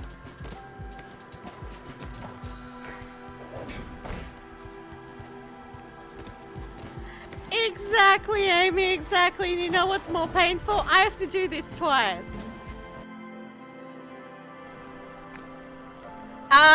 We all might want to hide in the water. No. It's attacking Kelvin. It's attacking Kelvin.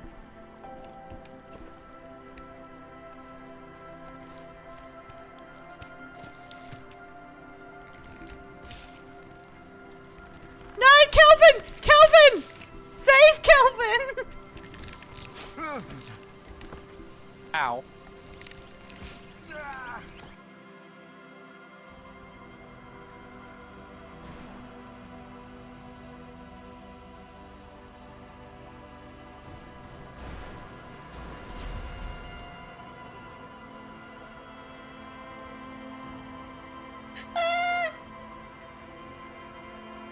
There goes the airport!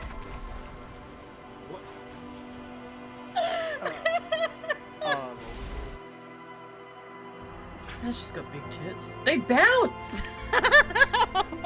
They move when she walks. It's realistic. Look at the boobs!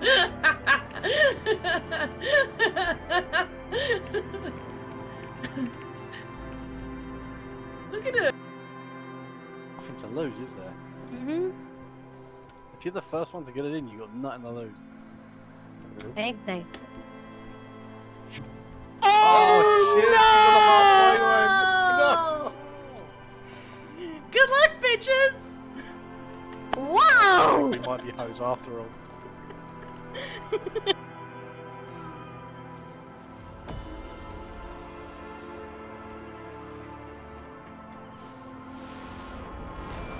Oh, it had me excited when I saw the gold. Every time I see gold, I'm like, horny rainbow camel? Horny rainbow camel? But no. You're gonna jip me. Nick, get to saving! Get to saving! Okay, but...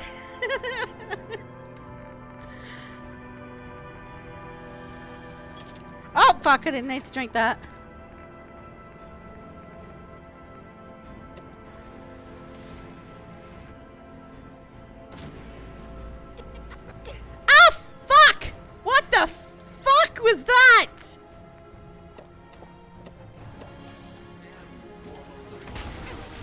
touching! Bad touching!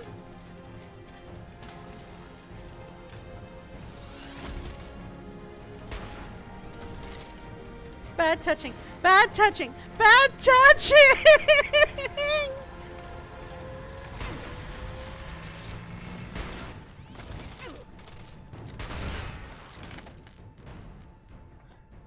No.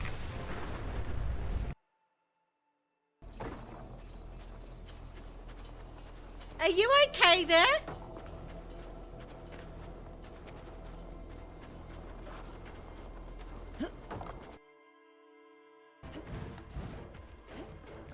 Run away! I'm good. This guy's Bethesdaing out. I'm fine.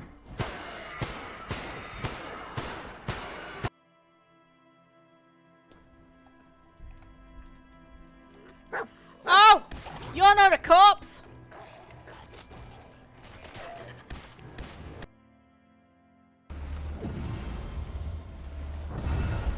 Oh, fuck off! Cheating cunts! It's a big one!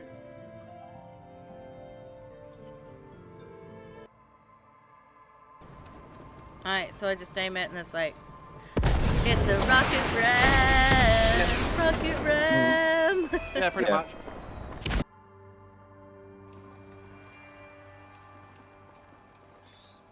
Shall we meet Monkey Butt?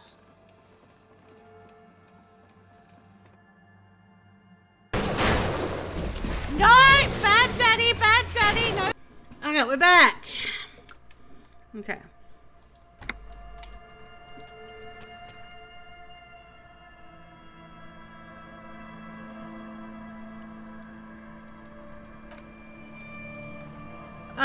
Do I have to do all of that again? Boo!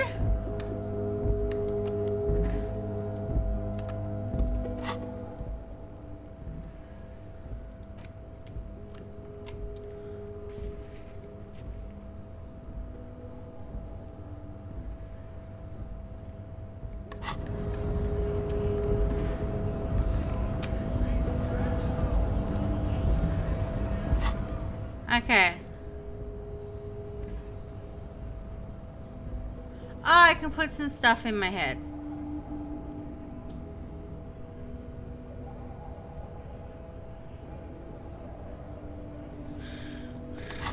But I don't actually think I need to do that radical stuff. Okay.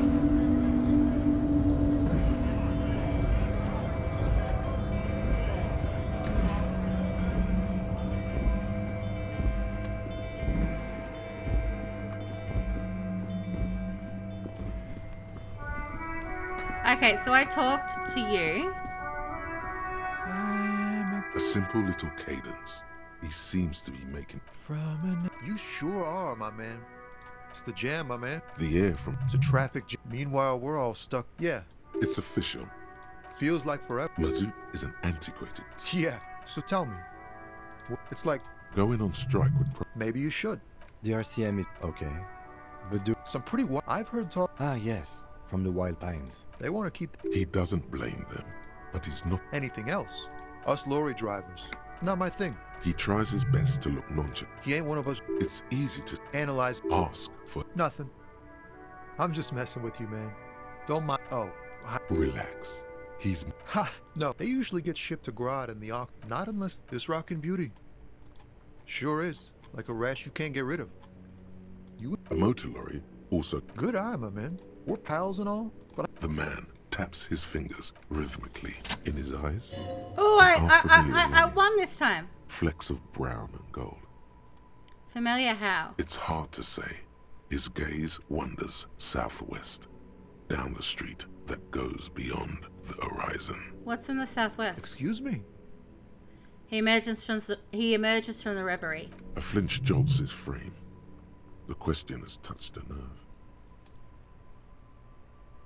Hell, I get longing. I felt something similar since I woke up. Man, I don't know what to say.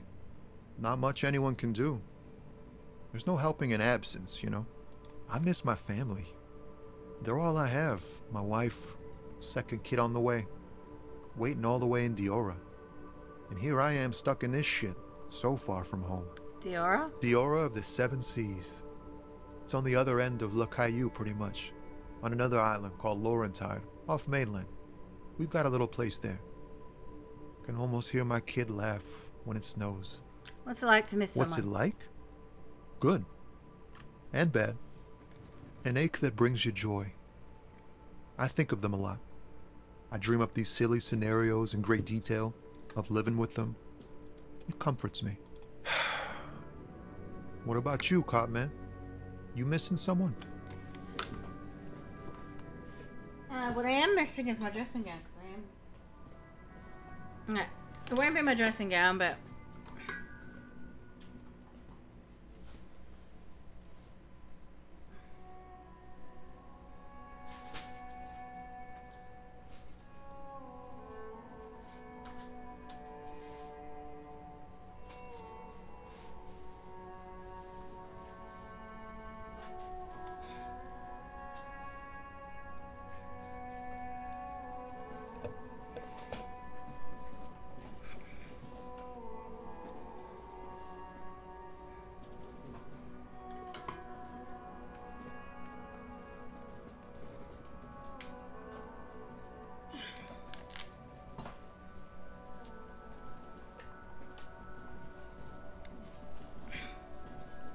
okay.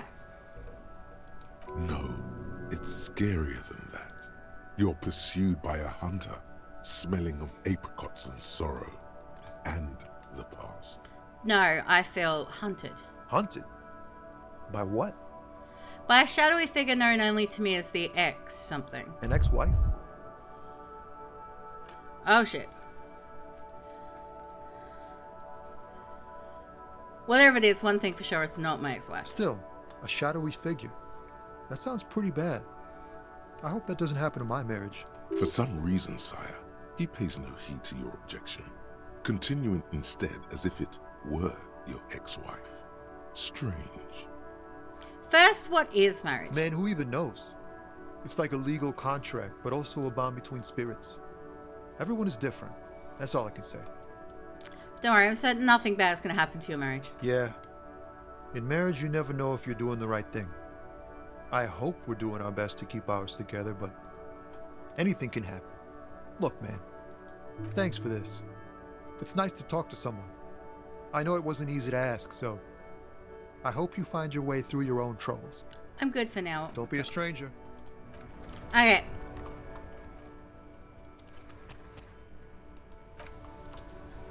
I might get in the habit of doing that, like, pretty frequently.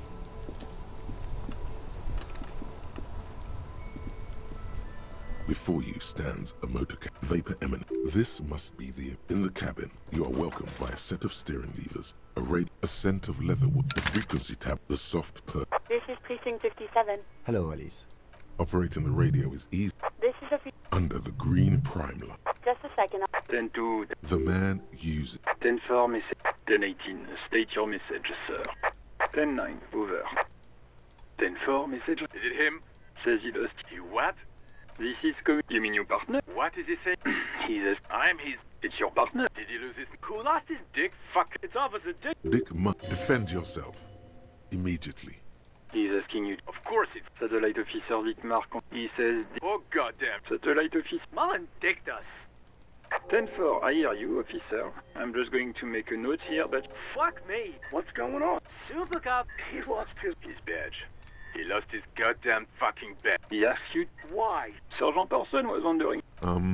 You don't have a comeback. Sorry. He's not replying. Looks like he asked you to... Why? Sergeant Orson? You don't have a comeback. He's not replying. 10-9. New Heights, Ask him. Sergeant Orson wants... Check your pockets. Check your... No. 10-9, come in, officer. Did you get my question? We were wondering about... Even before you can get the words out. He says he did... Ask him to discuss... Satellite Officer McLean requests a description of your weapon. Over. He says it's just a regular gun. Sounds like he's been... Detective Mullen has done it. Dear God. This isn't really a laughing matter. Malcolm faced a giant of Coco Nur by himself. I'm not going... Ask him. Sergeant Orson, that... What's he saying? He, The prick ate... Shut up. Tell him to apologize. Sergeant Orson requests that you apologize for... he... Who?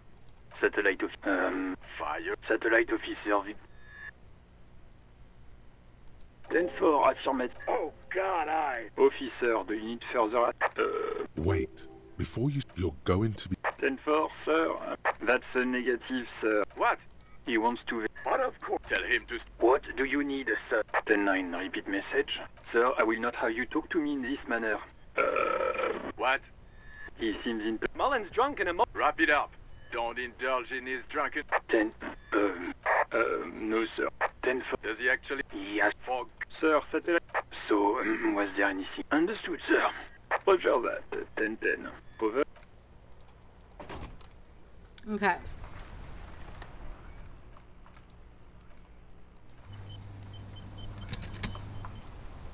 Inside, you see a set of steering levers, a radio microphone. This is Precinct 57. How... Of course. What is... Yes, hold. Received. Lieutenant, Officer? Yes, hello? Oh, right. Hello, officer. What can I do for you? You mean, why did... why not?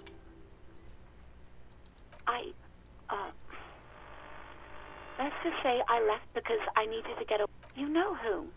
What? No, why would you even think that? Please, don't bring guard... God, why can't you just mind your own... I already said I don't want to talk... No, not me. What?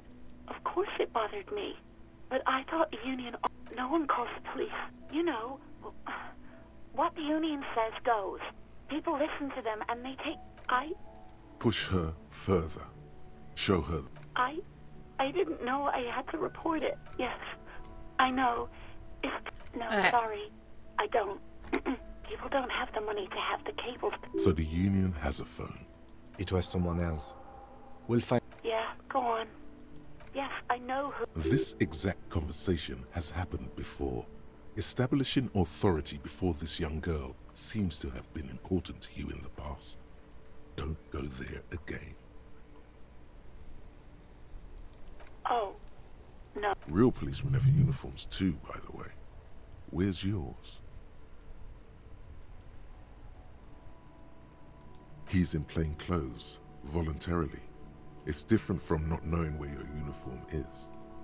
Okay, have you seen my gun? Please, no. Not this again. Everyone saw your cool gun, detective. I showed you my gun. When did it happen? You were trying to impress some people with it.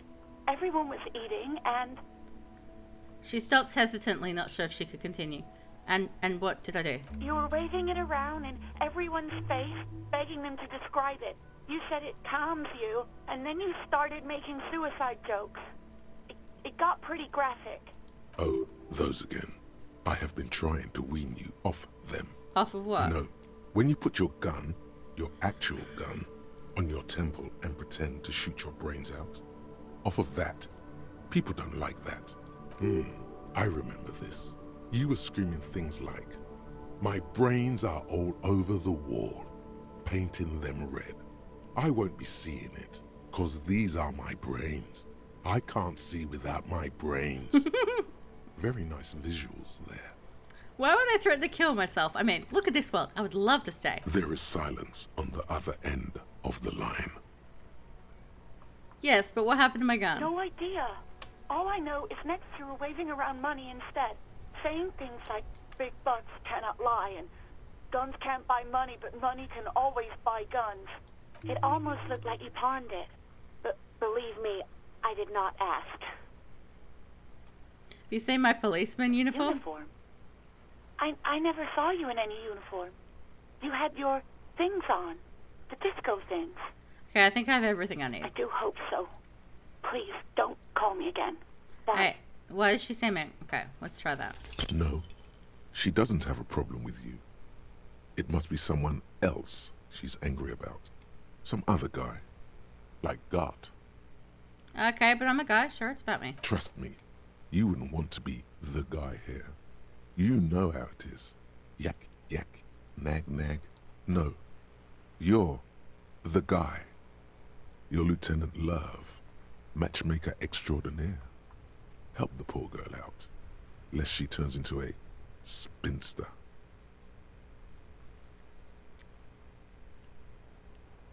I'm happy to help, but maybe I could do so without all this internalized misogyny. What misogyny? I'm just telling things the way they are. Can't a man be honest in his own head anymore? You have to act, Lieutenant Love. You have to calm that hysteric down. Tell it you've got everything under control. Then go and have a little boy's talk with God himself. Think you can do that, Lieutenant Love?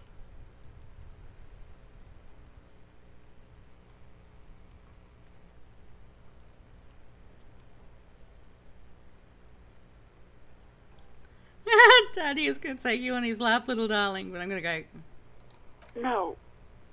What?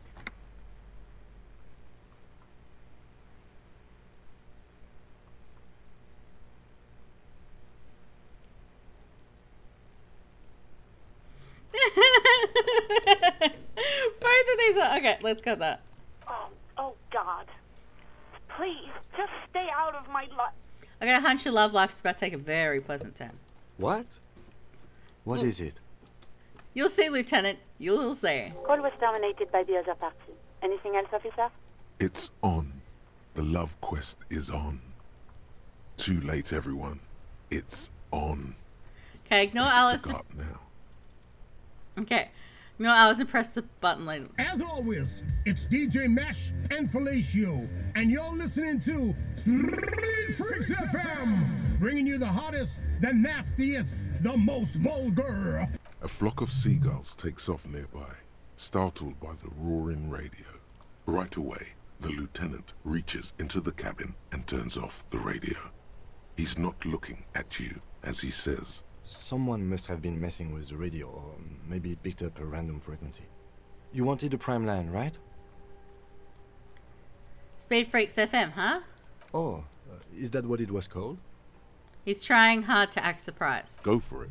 Turn the radio back on while it's still on the Speed Freaks FM. Souped up motor carriage for one bad mama's boy. For the heavier foot and the freaky arm. God damn it. The lieutenant moves quick as a viper as he switches off the radio and sets us on prime line. Then he turns to you. Look, it helps me to stay alert on long nights, okay? It's a method. I'm not some kind of speed freak or... He shakes his head, furiously staring at his feet. What about heavier foot? You would be too if you had this motor carriage. He snaps half seriously. But seriously, let's quit joking around, alright? We have a case to investigate. He turns back to the cabin. This is Precinct 57. Can I connect it to someone? I'm done. 57, over and out. Her voice disappears into the void. In the cabin, you see a set of steering levers, a radio on a hook, a pull-out toolbox, and the soft glow of the fuel preheater gauge. Give me that. A metallic drawer slides out from under the seat and clicks into place. The tools inside are neatly organized. Take what you need, officer. It's going to be a long case. I'm not protective of my tools, like some men are. Oh, I'm going to take all of it. The pry bar feels nice and cold in your hand, heavier than you'd think. Useful for opening all sorts of doors and lids. The handles are long and sleek. Snap, snap, go the cutters in your hand. You can do good work with these. Cut chains, locks, and ropes, especially belts. It's robust, weatherproof, and well-made. Police issue, blue. Lets you see things in the dark you would otherwise miss. The pull-out toolbox slides back into its nest. Preheater gauge casts a warm glow on the steering. The white suede feels luxurious under the touch, and the metal clutch handle so very familiar in your palm. Your fingers waste no time closing around the handle. Clutch disengaged. Release the handle. Clutch drops. Right foot yearns for the familiar touch of the accelerator pedal. You have synced with the machine's mechanical circulation. Do I know how to operate this machine? You feel an uninterrupted connection to the mechanics. Wait, does that mean I know how to pilot it? After a while, you realize silence is your only answer. Do what you will with it. Release the clutch and squeeze it again. Of course it's only in your head. Of course it is. But it almost feels as if the clutch handle is gently squeezing back. How are you, my The friend? smell of freshly treated leather. The lack of dirt and dust on the dashboard. and a neat little brush in the cup holder. All seem to be whispering, "I'm good, cherished and cared for, in the hands of a tending owner." Where have you been?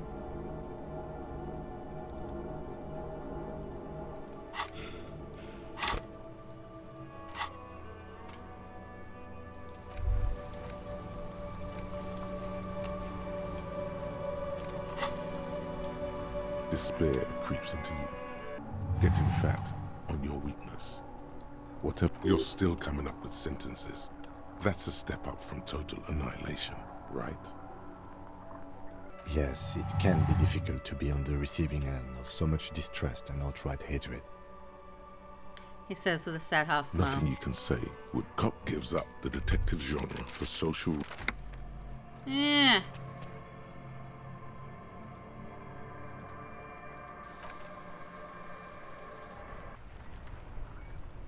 Alright.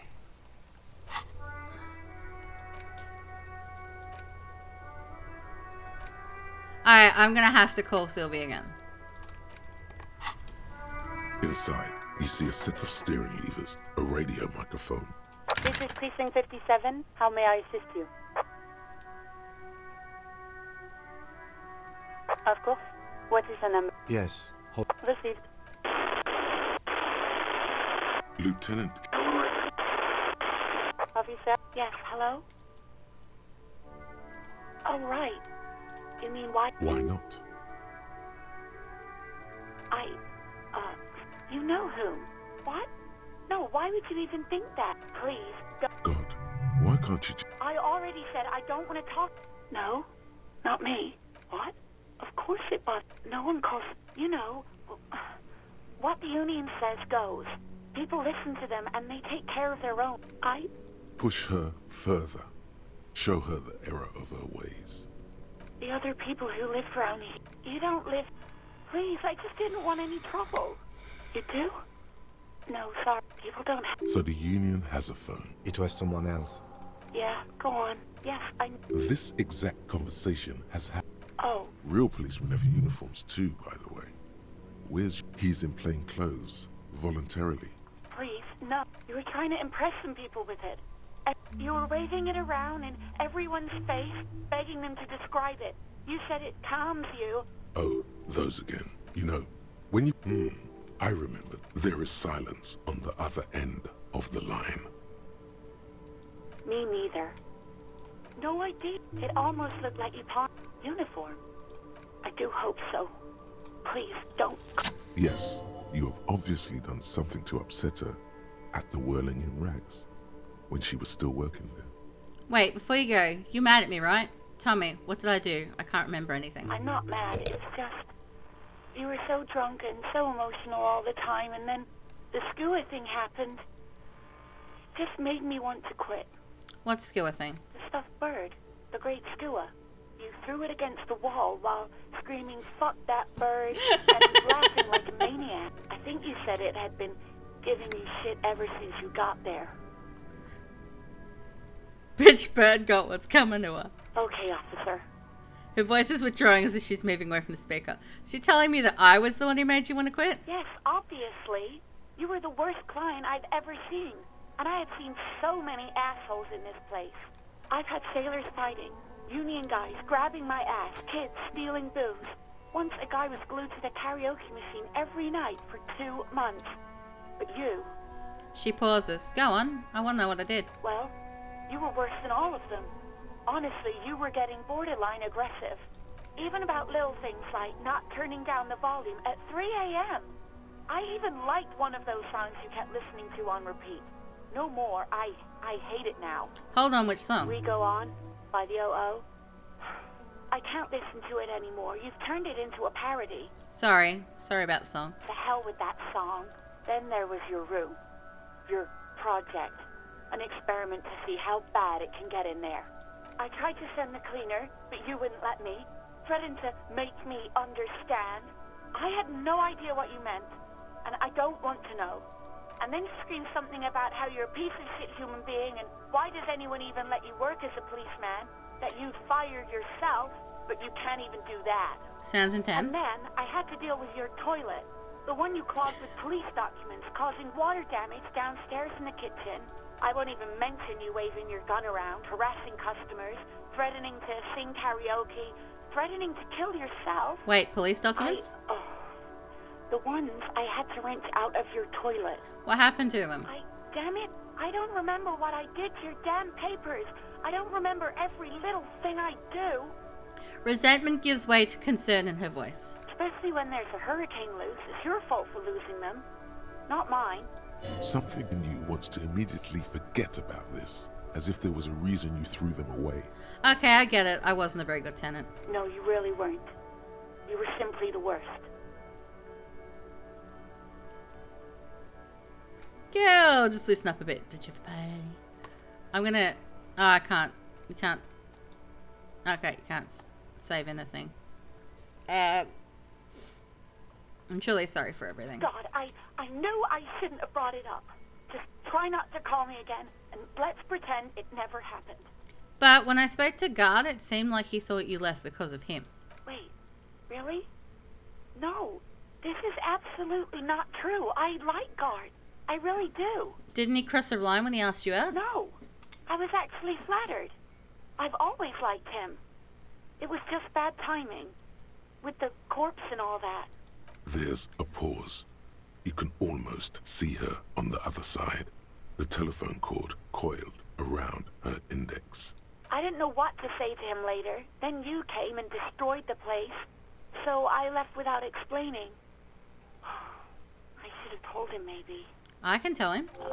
Okay, but please don't mess it up.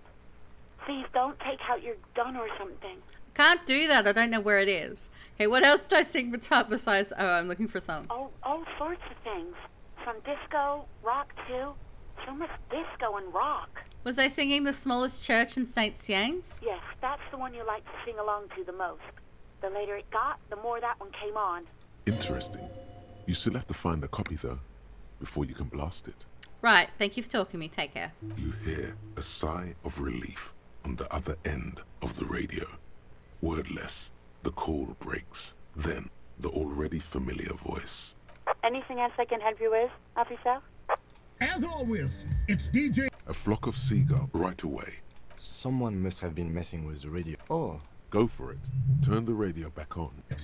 God damn it. Look, it helps me. You would be... But seriously. This is Precinct 57. 57's over. In the cabin, you see... Okay, because I want to save it. Hey, so we've been monitoring you internally, and now we know your copo type. Wait, there are copper types? Yes. Guess what's yours? Cool cop? No, you're the sorry cop. The cop who's sorriest. Let's make it official then, shall we? Won't the other copper types be jealous? What? Jealous of the sorry cop? I think they'll be fine. Don't worry. They'll be super, super fine. It'll be totally okay. You can dual copo type from sorry to anything. Okay, but what are the other copper types? Oh, you know. Apocalypse, Superstellar, the advanced interesting cop, liquid shadow cop. But you're too sorry to say those things. So, here we go. Fucking they should be sorry? Yes. Impotent rage and lamentation. Let's wrap it up. You know, actually, I'm not sorry. I changed my mind. No, you don't. Come on. You'll be back to saying sorry in 2 minutes. Stop wasting time and begin the repentance. Fine. Of course you are. It's okay. See if you can get something out of this, like info. Or maybe every time you say you're sorry, you get $1 million. That won't happen. Okay.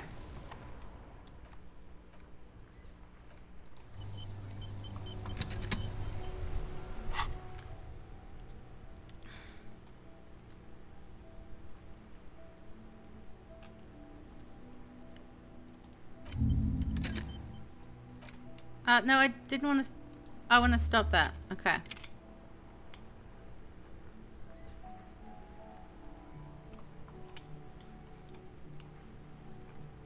Okay, so I've got to kind of discover. Rigorous self... Okay. Embarrassment to the party. Okay.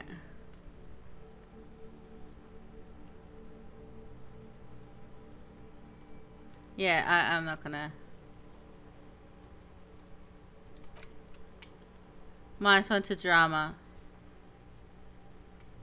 Alright. Alright, so we're gonna talk to Gart and tell him she's sorry. Okay.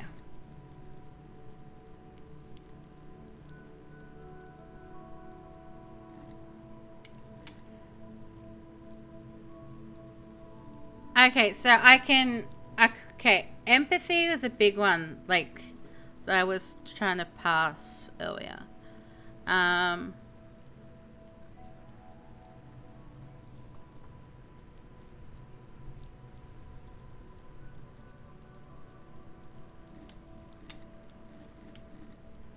I've only got one. Okay.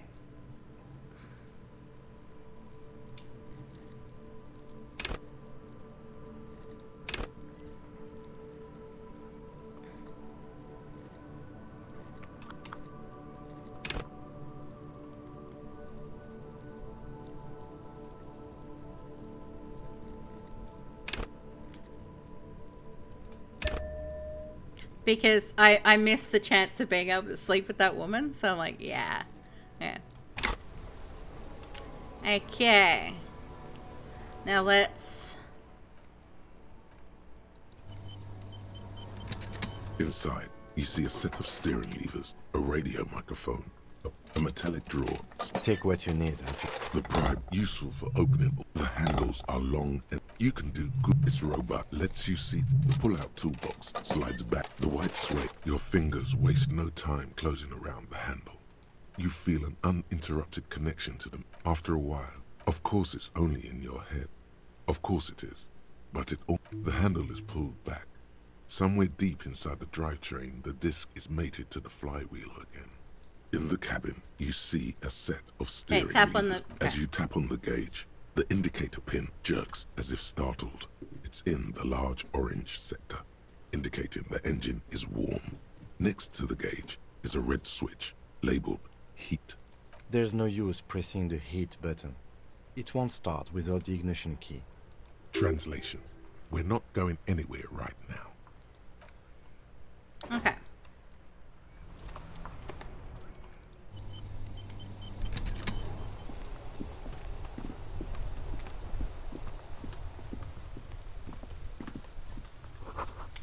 What's inside? You could pick them up if you had a bag. Okay. Rue de Saint Ghislain 8B. Okay.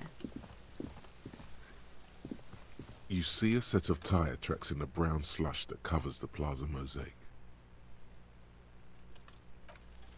The tire tracks were left here by an unknown event that took place some days ago. It's a message, written in the language of burnt rubber. Some of that rubber stuck to the tiles right in front of the whirling in rags. This is point A. The driver started there, and then accelerated straight into the fence, left a hole big enough for the Franco-Nigerian cavalry, according to the cafeteria manager. What happened next? The driver proceeded to back out of the yard, barely stopping before hitting the adjacent building, before heading south. Must have been in a hurry. A car drove through the fence? You are correct. This is a rather motor carriage-friendly city. Is this connected to the case? I'm not sure. There are plenty of traffic accidents waiting to happen in Martinez. With the jam right here on the roundabout, I would keep them separate.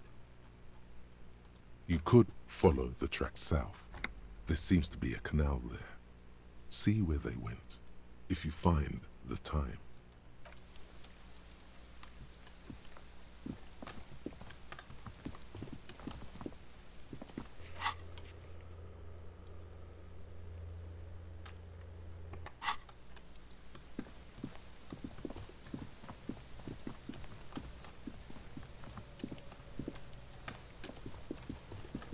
Oh, before I do anything.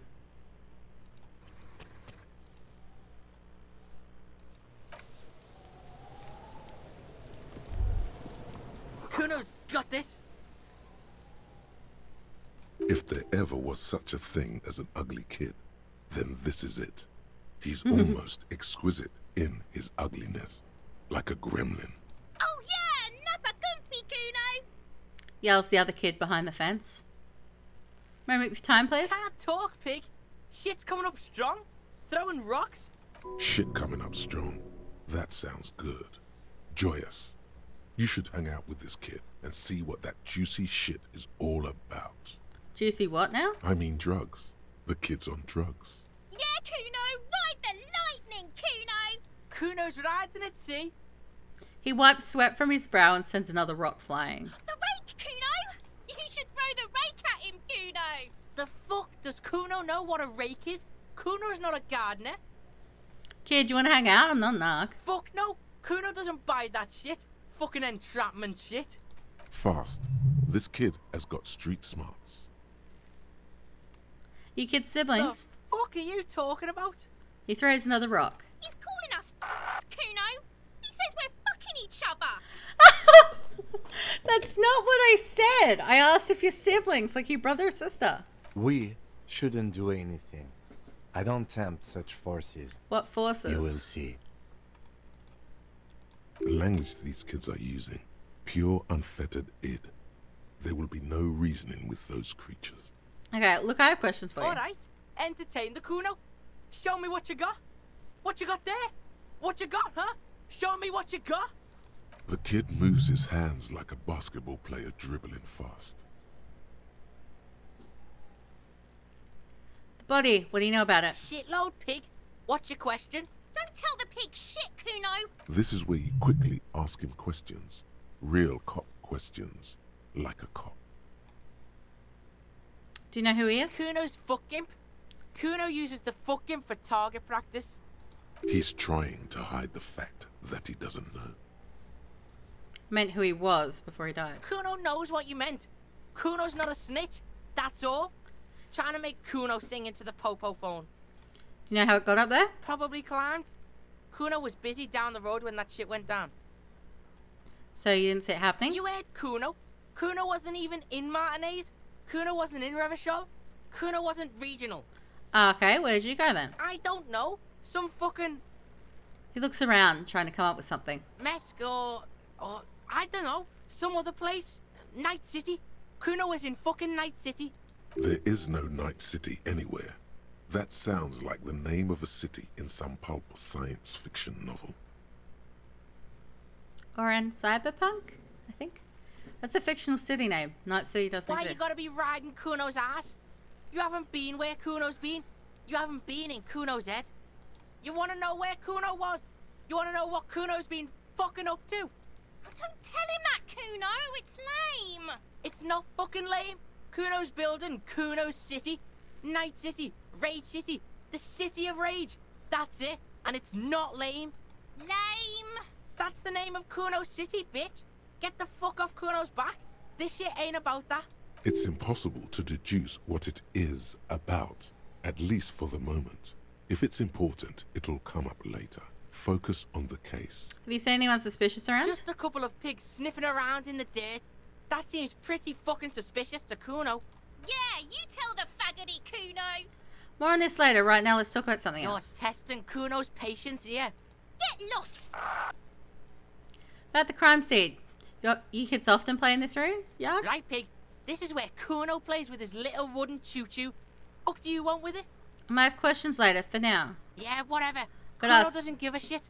Who is Kuno? Kuno's Kuno, pig.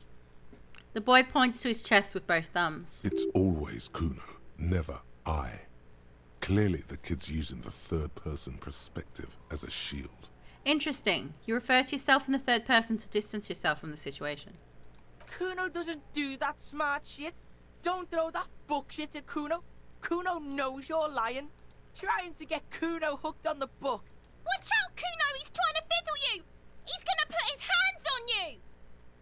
The thing behind the fence starts squealing, shrill and violent like a fire alarm. Help! Pig's got Kuno! Help! Ray! The sound gets louder as the child shouts at the windows overlooking the yard. Help! He's got the Kuno, help! Everyone can hear. You need to get the hell out of here before.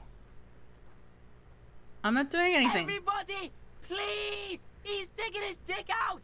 Escalate, Kuno! His dick is out! You're afraid! Pigs in eating, Kuno! Somebody, please!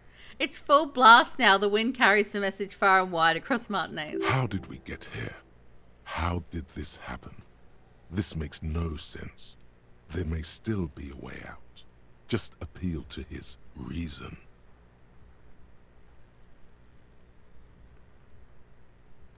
Look. Kuno whispers as you retreat, vanishing silent. For emphasis, a ghost is saying this. A shit-eating psychopathic ghost with an ace up his sleeve. I know you wanted to hit me. You got that I'm gonna fuck that Kuno up look that Kuno's dad gets. The murder look. The rage look. Relax. He can't read your mind. He doesn't know you were thinking that. There's a dead body, remember? That's what you were doing here. You're a cop on a case. Yes, but I didn't act on it. It was just a fantasy. I know what you thought. I'm gonna fuck that Kuno up. I'm gonna shut that shit down. You know what? You should've, because now... He raises his voice again. You're nothing. You're a joke to Kuno. Kuno laughs at you. King Kuno! Kuno turned you into his prison, bitch! You're gonna be in this shit with Kuno! No, you're not. We can just leave. Bitch, you're gonna be in this shit with Kuno forever! The piper-headed creature doesn't let him finish. A peepo is a type of hat, by the way. Nice peepo. You don't talk to me about my fucking peeper! You don't know where I come from! You're just Kuno's bottom bitch! Whatever, I had some questions about the crime scene. Okay, Kuno is kind to his bitch. Ask your questions, but remember, this changes shit. Click, click, click, click! He's on your crime scene, bossing you around. And he's been here for some time too. This is where he hangs out. You have to get more out of him. He could be useful.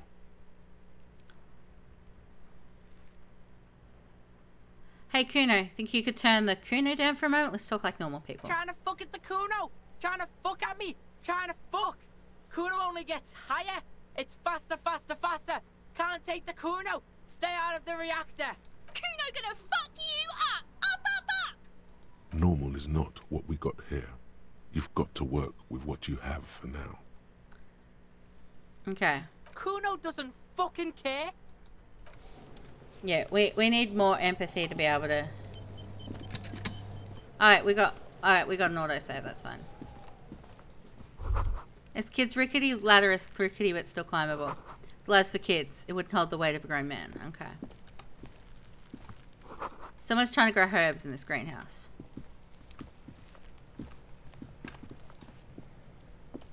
The corpse looks at you with bulging white eyes. The face around them does not look human. It's swollen and ready to burst. His lips are fish-like and his tongue like a ball gag in his mouth. You seem to be holding your breath. Okay. A cargo belt twists his neck at an unnatural angle. The body below appears stiff. It's letting out an ungodly rot. The smell seeps in even through your clenched nostrils. The smell is repulsive. It pushes in from your mouth, more instant and more familiar than anything you'd expected, more fever than odor. It fills your mind, flushing you from within. Okay.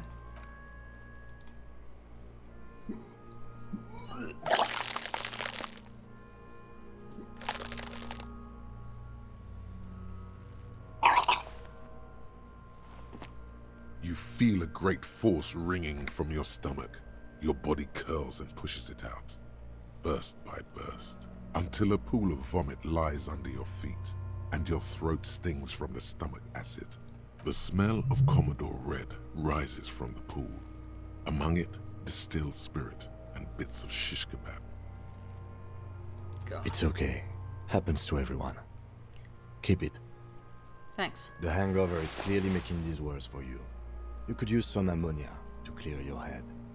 Okay, where do we get ammonia from? There is freight nearby, east of the hostel. They usually have a small apothecary. If they don't...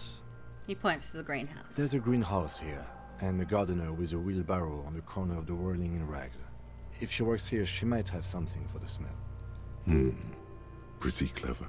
Acquiring ammonia will provide a modifier to the white check. Modifiers make checks easier and allow you to retry them. Okay. God, what is that? Why is that so bad? Active decay. It's okay to throw up, officer. No one is judging. He's about to blow! Cop's gonna blow, Kuno! Okay, so...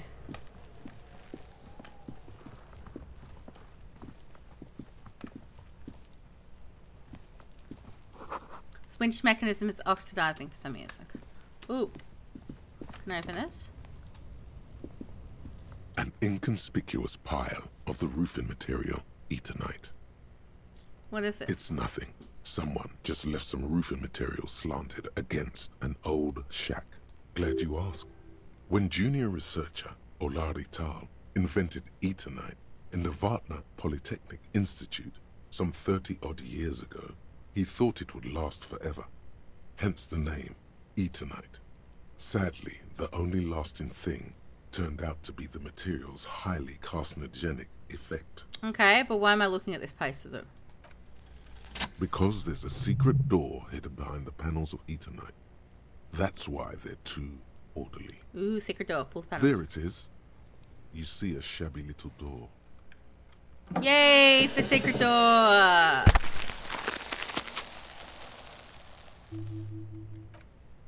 What is this then?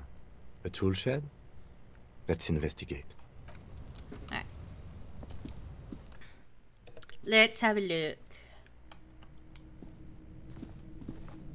What's with the pig head? An empty tube of magnesium supplement. Okay, you rub it to make... Okay. Silver plow...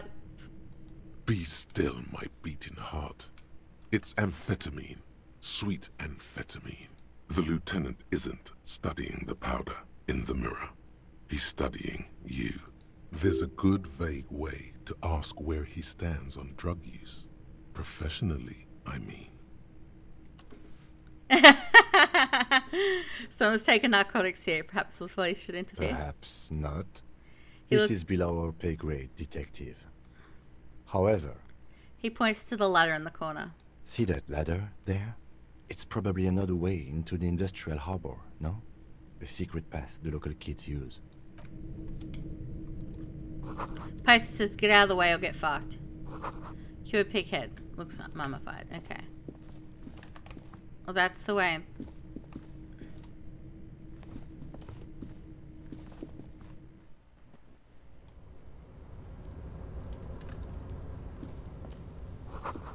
Barrels are half full of rainwater.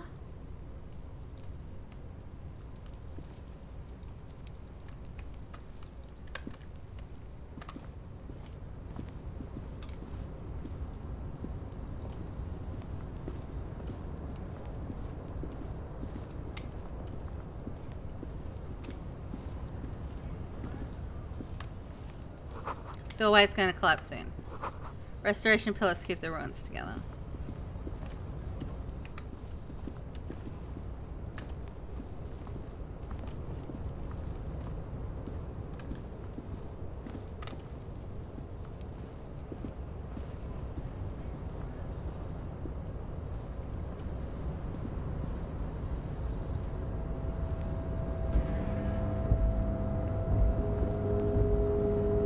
Looks like someone left his tarpaulin cloak hanging on the railing here.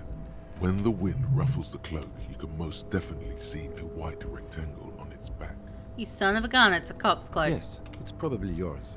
It bears the RCM insignia, and you have a habit of being careless with your equipment. He judges the drop. You could probably make the jump. You look like you've done some track and field in your day.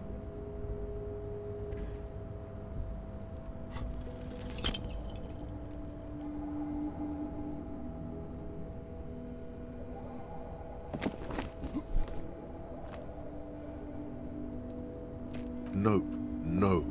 That's still too high. What were you thinking? You're not a gymnast. You're a boxer. And you've climbed way too high up there.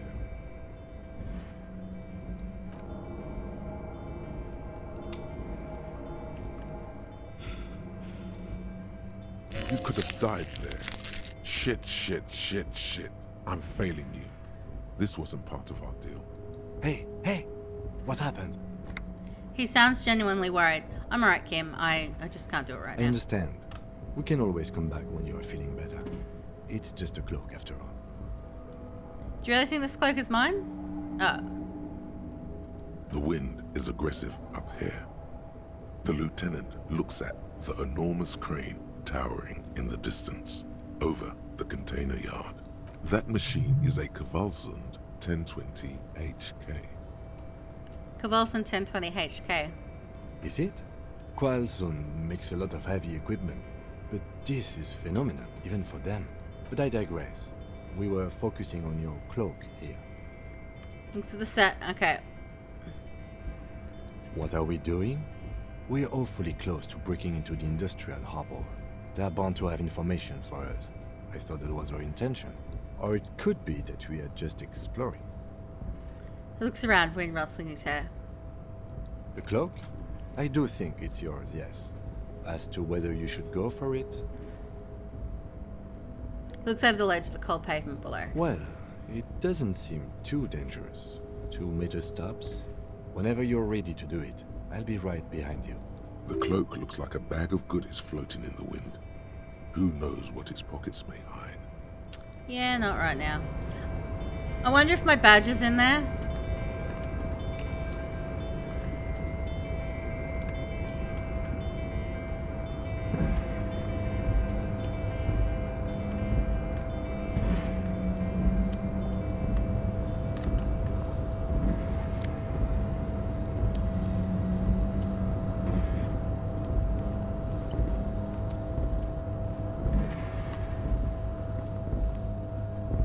Like, regardless, there'll be another way.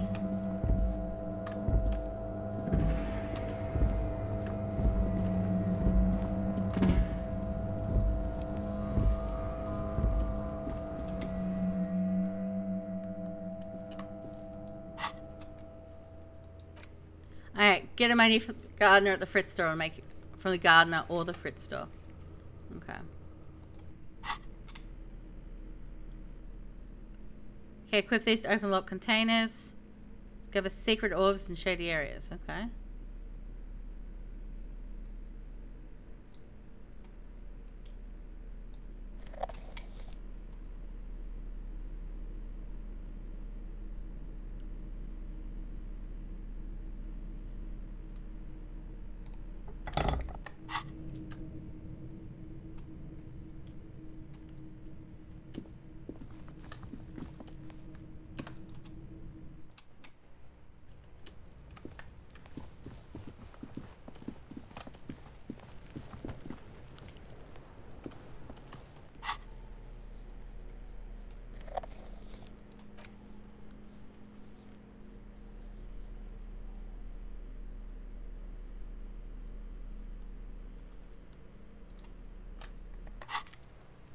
Ah, I don't need that in my hand yet either, so.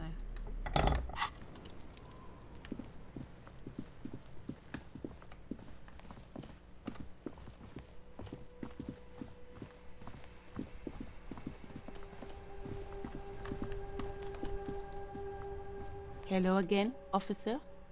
How are things? My partner told me you may have some ammonia. Could I have some? Sure. I'm done with it. She takes it's a small capsule out of her breast pocket and hands it to you. Go easy on that stuff. It gave me a terrible headache. Okay. So we've got that. We should be able to get should be able to take a look at this body now, hopefully.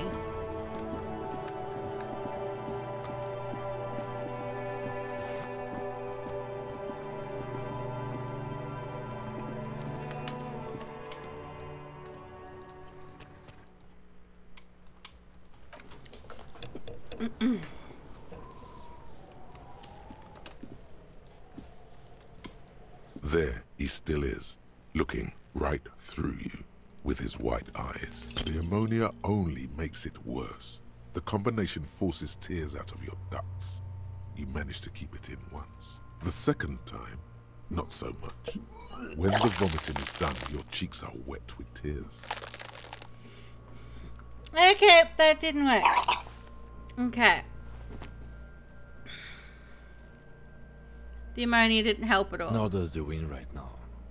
You feel the lieutenant pat your back rhythmically. I've seen strong men turn themselves inside out for hours. You are facing tough odds here. Alcohol withdrawal makes it considerably harder. Why can't I keep it in if I've been a cop my whole I've life? seen captains puke their guts out. It never gets easier. You never get used to the smell. Every Monday is cadaver day. Throw up, investigate. Throw up, initial autopsy. Throw up, bag it. He pats your bag again. Then drive to the station. Maybe throw up on the way there if you didn't bag the thing tight enough. You seem to be fine. I think I've lost my sense of smell. There's a pause. A white lie. Not being hungover helps too. This bullshit. I don't... Okay, you've said it. You needed to say it. And now that you have, He withdraws his hand from my back and looks you in the you eye. need to get your shit together. But my shit already is together. No, it's not, officer. Okay. I should go talk to the locals. Find something else to do while the wind changes. It's pretty bad right now. Volumetric shit compressor. Okay. You've gained a thought. When this dialogue is over, go to your thought cabinet and internalize it with special bonuses and effects. Give it half an hour. Get yourself together. Then come back and have another go. Okay, what do we got? Okay, equip and complete volumetric shit compressor. Alright.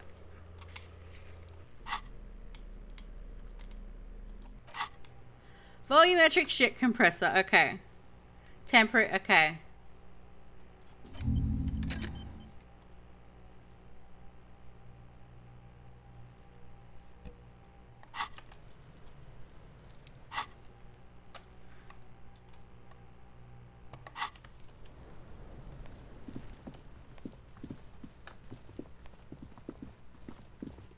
Alright, while we wait for that to do its thing,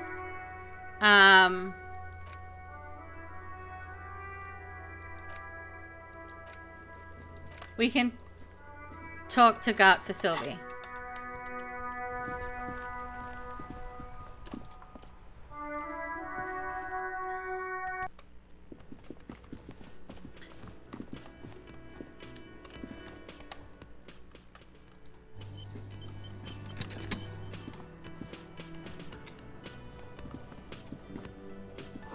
Dishes are drying, they smell of chemicals and pine trees.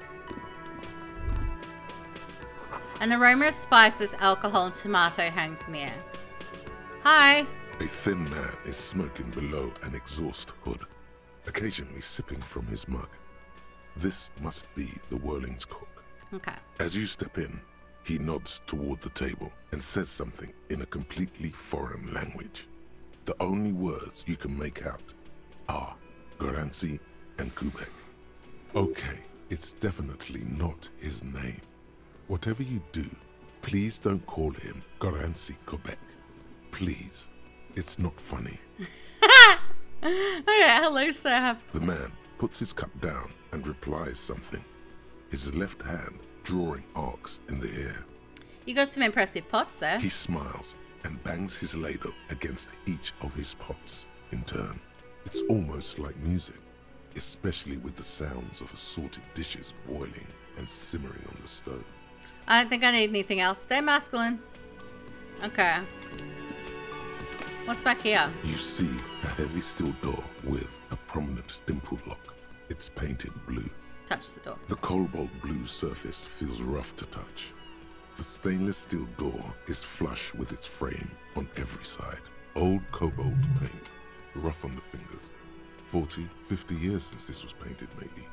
It leads to a side building, adjacent to this one. The old building next to this, half ruined. Whatever is behind it must be older. The door does not budge. You do? It's a door in the back of the kitchen. Why do you care where it leads? The winch. Outside. In the backyard. Remember? No? Your fingers do. There was a winch outside on the roof, like that of a small elevator. Well, if there was a winch, I suppose we could look into it. As a side investigation. It's hardly a side investigation. You already have a name for it. No, the door is a mega investigation. I'm calling it Behind the Blue Door. It's hardly worth a title. Anyway, Gart is the person to ask about this. The cafeteria manager. Okay, well, I was about to speak to him anyway, so...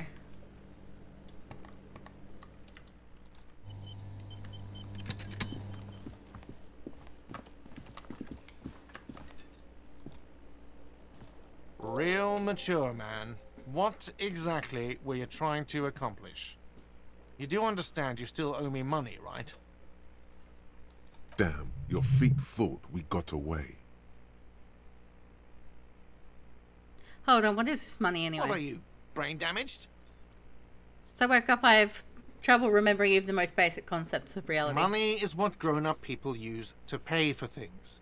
Things like this hostel room, or 8 bottles of potent blend, and 9 packs of Royal Extra. We use it for everything, really. Where can I get money? Are you serious? From your work? I don't know. You can take bribes, I guess. I'm sorry. Some do take recompense, but only to survive. Why do I need it? For survival. To pay me. Unless you want to become a hobo. Do you want to become a hobo? There's nowhere else to stay in Martinez, and it's a cold spring outside. Money doesn't make you happy, but it lets you be unhappy for a bit longer. If you run out of money, you die. It's like that for all of us. Me too. That's why I need you to pay me. I'm not an asshole.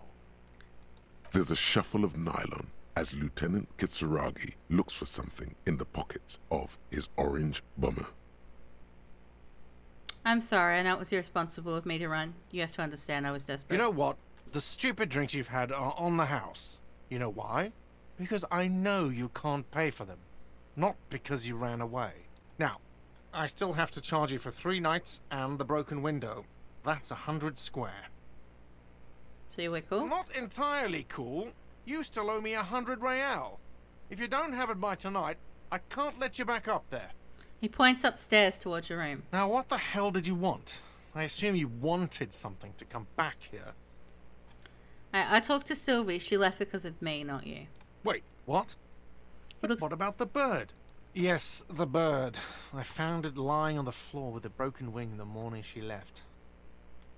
She didn't break it. I did. I threw it against the wall. You broke the skewer. His face is flushed with emotions. A rash covers his neck. I assure you it was him. Why on earth did you have to break the skewer?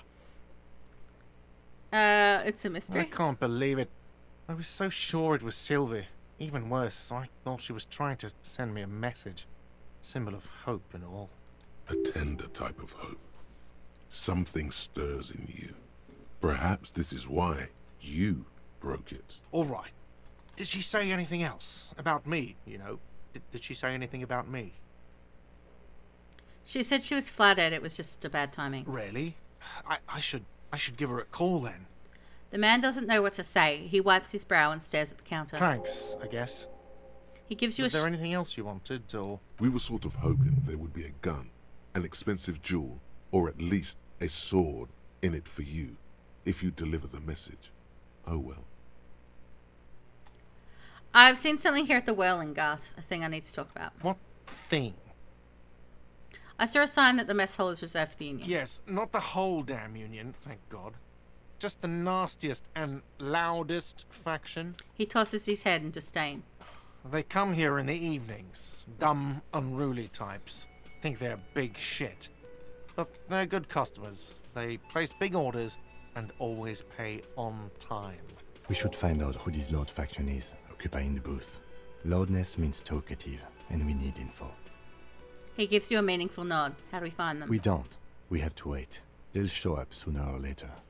Men get hungry, even striking men. If not today, then they'll be here tomorrow. There are these things called days. You sleep between them. He's saying they'll come after you've slept. Just making clear you got that. There's a mysterious blue steel door on the back of the kitchen. Oh, yes, that door, sure. There's nothing mysterious about it. It's just a door. He shrugs. Do you know what's behind it? Do you have... No, I don't have a key. I don't know how to get there.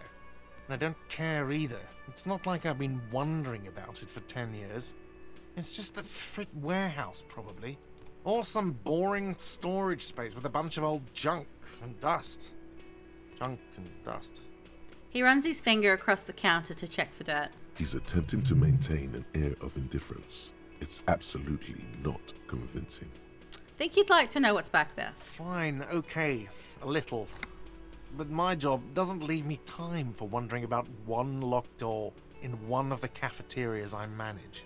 So I haven't opened it. I have cleaned the whole place 100 times over, though, after the animals.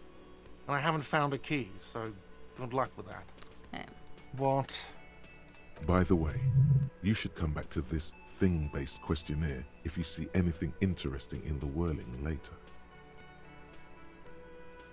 By the way, I'm going to sing karaoke here. Absolutely out of the question. Absolutely in the question. First we find a sad banger. Then we sing this place to shit. Your body is ready, sire. Okay. By the way, where is home? The address is coming up blank, and this place sure isn't it. Do I even have one? But you've been at this hostel cafeteria for only 3 nights. Where were you before? You had to be somewhere. I don't know, near? South maybe? You don't really know, do you? I don't. Does this mean I'm homeless? South, maybe. Doesn't sound like somewhere you can stay if you run out of money. Could I trace the way back somehow to the exact street, the exact number on the building? You can try. Run some addresses in your head when you get the time. Maybe a street or an apartment will appear.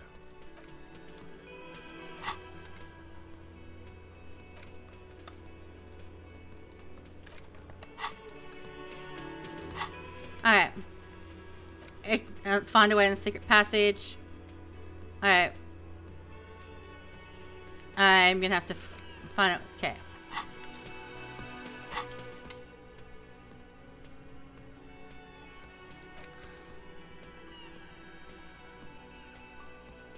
Okay, 6 minutes loading on that. Oh, okay. Temporary research bonus. I get +1 to encyclopedia.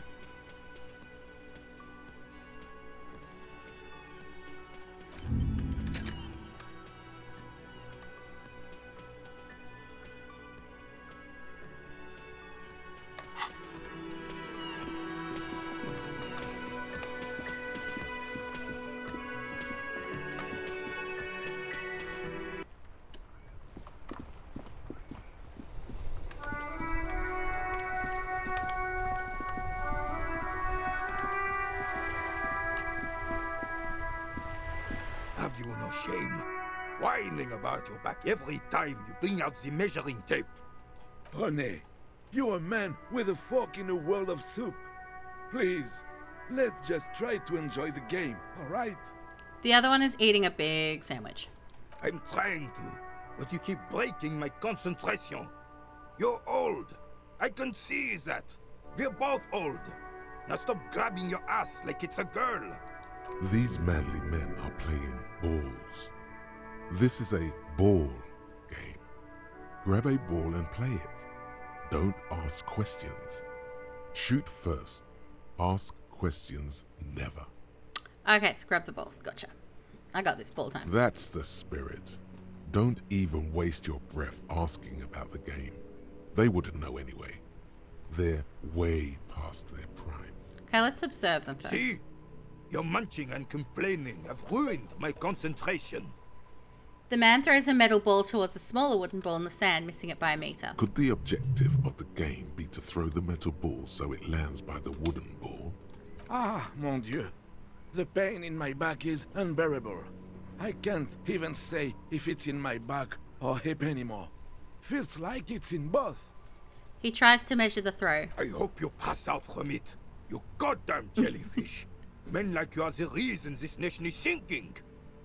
Standing tall and proud, he looks at his partner with disgust. Trying to throw something as close to a predetermined point as possible.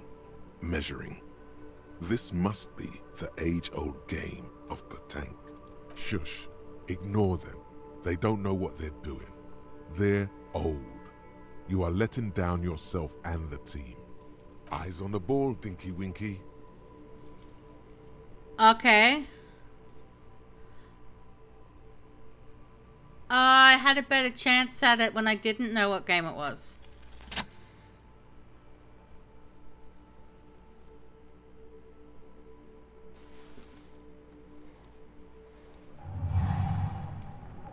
You are immediately surprised by the ball's lack of weight.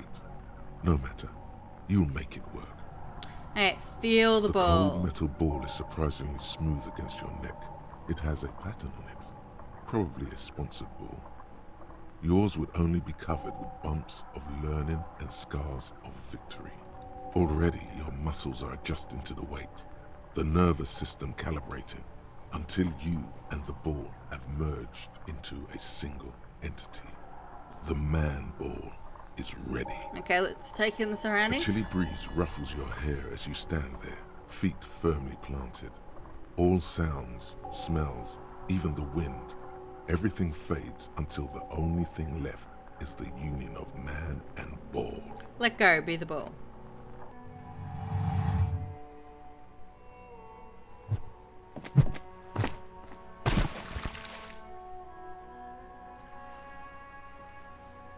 Merde! Bordel de merde! A whorehouse of shit? It wasn't whorehouse of shit. The shot was at least 23 meters, probably 24, and then some. Nothing to be embarrassed about. What the hell is your problem? Not a weak triceps. Not a weak right triceps, that's for I sure. don't care if you are a cop. You do not just ruin someone's game. It's so goddamn disrespectful. I'm sorry. You vandalized our game, son. We can't play pétanque with 5 bull. P-tank? Yes, pétanque. You ruined our pétanque game. We want our bull back. Take it easy, René. This is just a misunderstanding, isn't it, officer? No harm done. Of course there's harm done, you orange slug. You owe us a goddamn bull. Okay, I'll try to fix it. Good. Mistakes are forgiven, when men at least try to right their wrongs. I believe you will try. Now, why did you approach us? Yes, why did you come here? It's unlikely they know anything about the murder. I like talking with You people. never know. He might know something. This is a good vantage point. Do you know anything about the man hanged in the back of the Whirling in rags? Unfortunately, I don't. Unlike most of the locals, I have no qualms about assisting law enforcement. But this affair has passed me by completely. And most of the locals? In Martinez, the union is the law. So can you really blame them? You don't have a problem with cops. Cop is a pejorative term. I don't have a problem with policemen. On the contrary, I admire the effort to bring order to our streets. He doesn't know about the crime. Your time is better spent discussing politics. So what about policewomen? I'm confident they are indispensable in regard to all the paperwork and other administrative duties. Not to mention keeping the station tidy and men fed and happy. No man can afford to turn his eyes to the horizon if his rear isn't secured. If the women folk take care of that, then men can tackle the bigger issues. I guess it might not be as black and white, but disagreeing makes me uncomfortable. The RCM doesn't discriminate. Women are held to the same standards as men, and as reflected in the quarterly statistics, are equally effective in their jobs.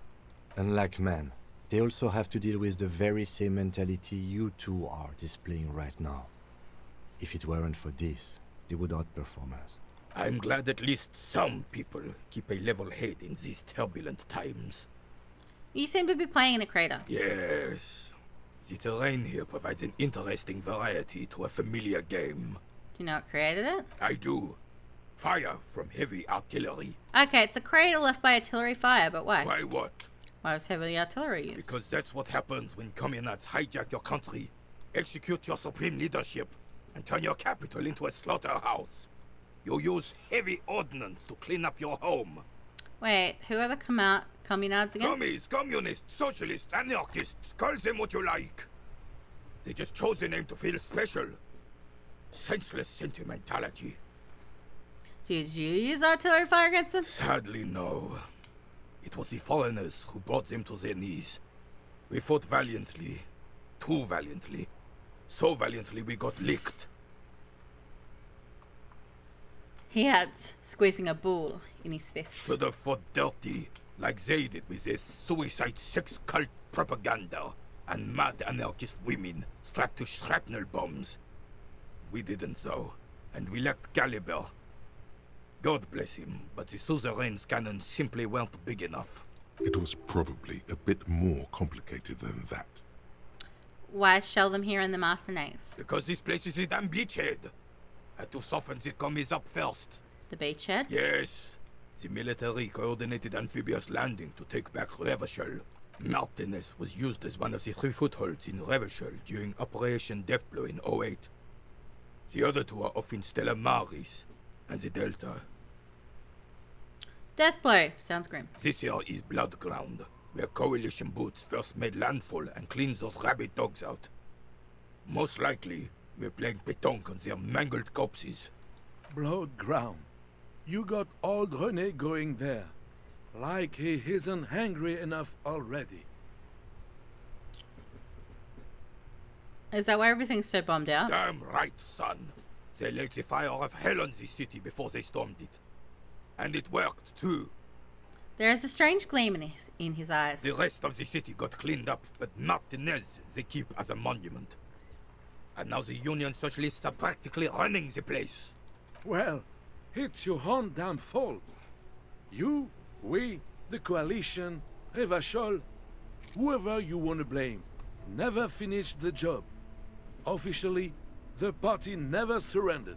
Of course they still hold influence.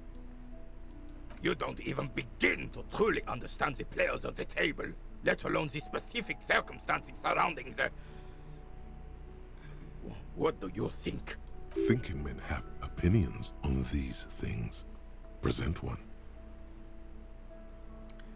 That's how it should be. Self-socialists paving the way for hard-working class to take over. Preposterous! Surely you don't mean it. I'm just sorry it had to be them.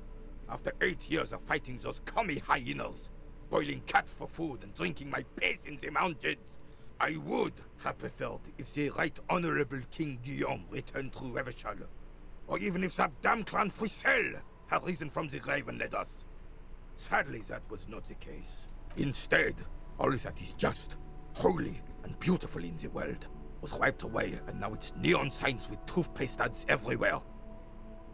Foreign influence peddling garbage and stupid music on the radio. He sighs. This is just what the commies wanted. This was their plan all along. This is what they wanted to replace the role of the suzerain with. Who was this Frissel? Damn Frissel. He was the king we couldn't protect. The Carabineers failed him, and the crown. He died in the hands of the Hyperlay, in a very public execution. He slouches as he says that. It makes him smaller, admitting they left the king to the mob. You mentioned Guillaume? A true king in both blood and mind. Led Revachol before Frissel. He would have been better, but the damn commies drove him into exile. Some manner of self-deceit is present in his thinking. Sounds like this Guillaume abandoned him, and he doesn't want to admit it. What exactly is a suzerain? The suzerain is the king! Has everyone forgotten already? They've forgotten already. It's no use talking to you. You were still in Daddy's balls when it happened. When we took our last stand against the filth and rode the cavalry straight into gunfire. Alright, let's... All you observe is a veteran refusing to let go of the past and his old uniform. This is not uncommon. This is the uniform of the Royal Carabineers in service of Frissel I, Guillaume le Lion, and the valiant King Philip V before him. Don't you mean Frissel the Fan? You do not speak his name, Craven. although he was a clown. But he was our clown. Ours to ridicule and to mourn. There's something you missed. You will get to it. Don't worry. Okay, thank you for your time. Okay. Volumetric ship compressor. Bizarre scientific news from Revachol West today, where a police officer's shit has been observed at a pressure of around 495 gigadecimals. These metallic hydrogen levels of shit togetherness were thought to exist only at the center of collapsing stars, not law officials. It remains to be seen how long the shit singularity lasts.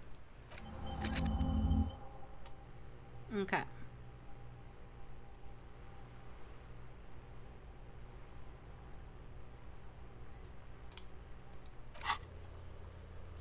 Okay, replace the lost. Okay, so,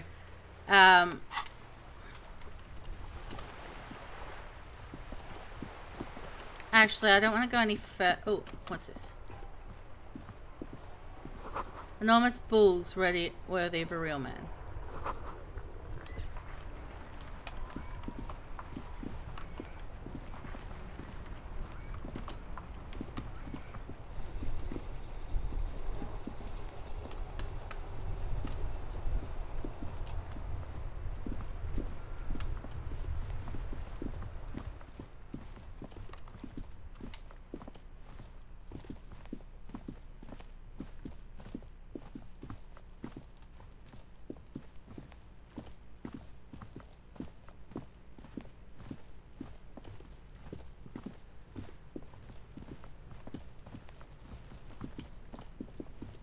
There are several footprints in the mud, left by work boots. Anywhere from 6 to 12 pairs have walked here. What kind of Heavy boots? workers' boots with reinforced toes and hobnails, all over the yard. Isn't this something an industrial worker would wear? Maybe more than 12. No, 8 pairs of boots have shuffled back and forth in the mud. Go over them one by one. 1. Standard work boot, steel reinforced toes, number 46. 2. Standard work boot, steel reinforced toes, number 44. 3. Hobnailed work boot, steel reinforced toes, number 43. 4. Standard work boot, number 45 or 46. Wait, which is that? You don't know. It's a miracle you can tell the prints apart as it is. The cold must have preserved them. Okay, count more. 5. Another standard work boot, steel reinforced toes, number 44. 6. An aberration, light as air, even pace, same make of boot, but number 41. Male or female? Impossible to tell. Could also have been an adolescent. The gait is undeveloped. I'm pretty good at this, ain't You're I? not bad. It's as if the whole world darkens. Everything else has a thin film of unimportance on it, and the tracks burn in the middle of it, in a strange, beautiful way. 7.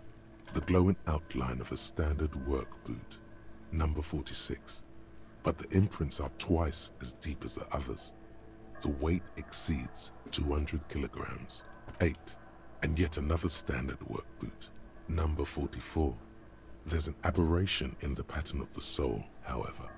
The right sole is smoother, more worn. How many? The lieutenant has been tracking your eyes. 8. I was pretty off then. I counted 20. The same guy's going back and forth. I never got the hang of it. Hyperopia. Do you see anything out of the ordinary? Light step, number 41 shoe. A woman? Or a kid?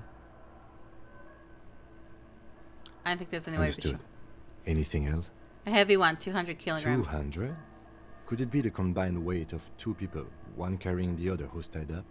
Let's say a heavily built worker carrying a similarly built, soon-to-be-dead man. He might be right. 200 kilograms of living weight is unlikely. Possibly, yes. The lieutenant marked something down his notebook. But why? You're thinking, why did they have to carry him? Yes, they could have used a makeshift stretcher or just march him up to the gallows. Maybe the victim refused to walk on his own lynching. You have a point there. Anyway, it's something to consider. What else can you see?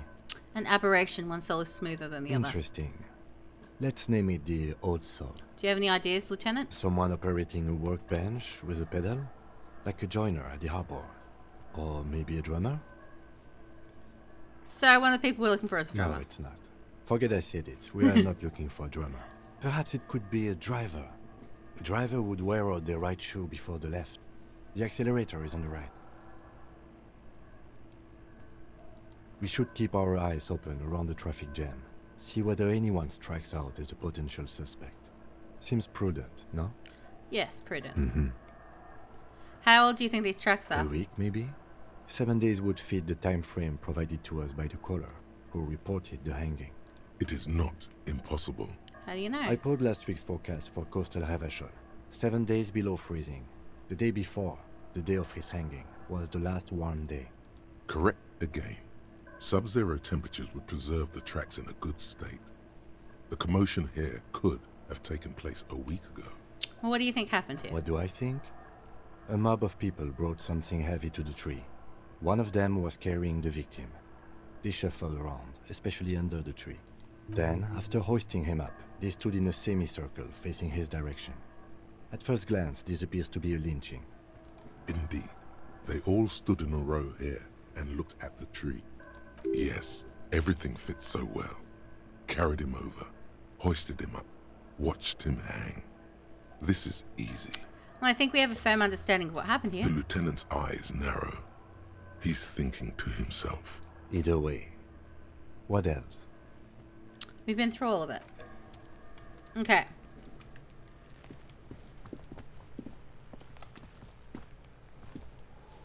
There he still is, looking right through you with his white eyes. The body below is entirely dedicated to that corpse smell. Emitting it is all it does now. Okay. As you breathe in, There we the go. odor comes over you. It's a spell of the mind telling you to run, and your stomach to wring itself empty.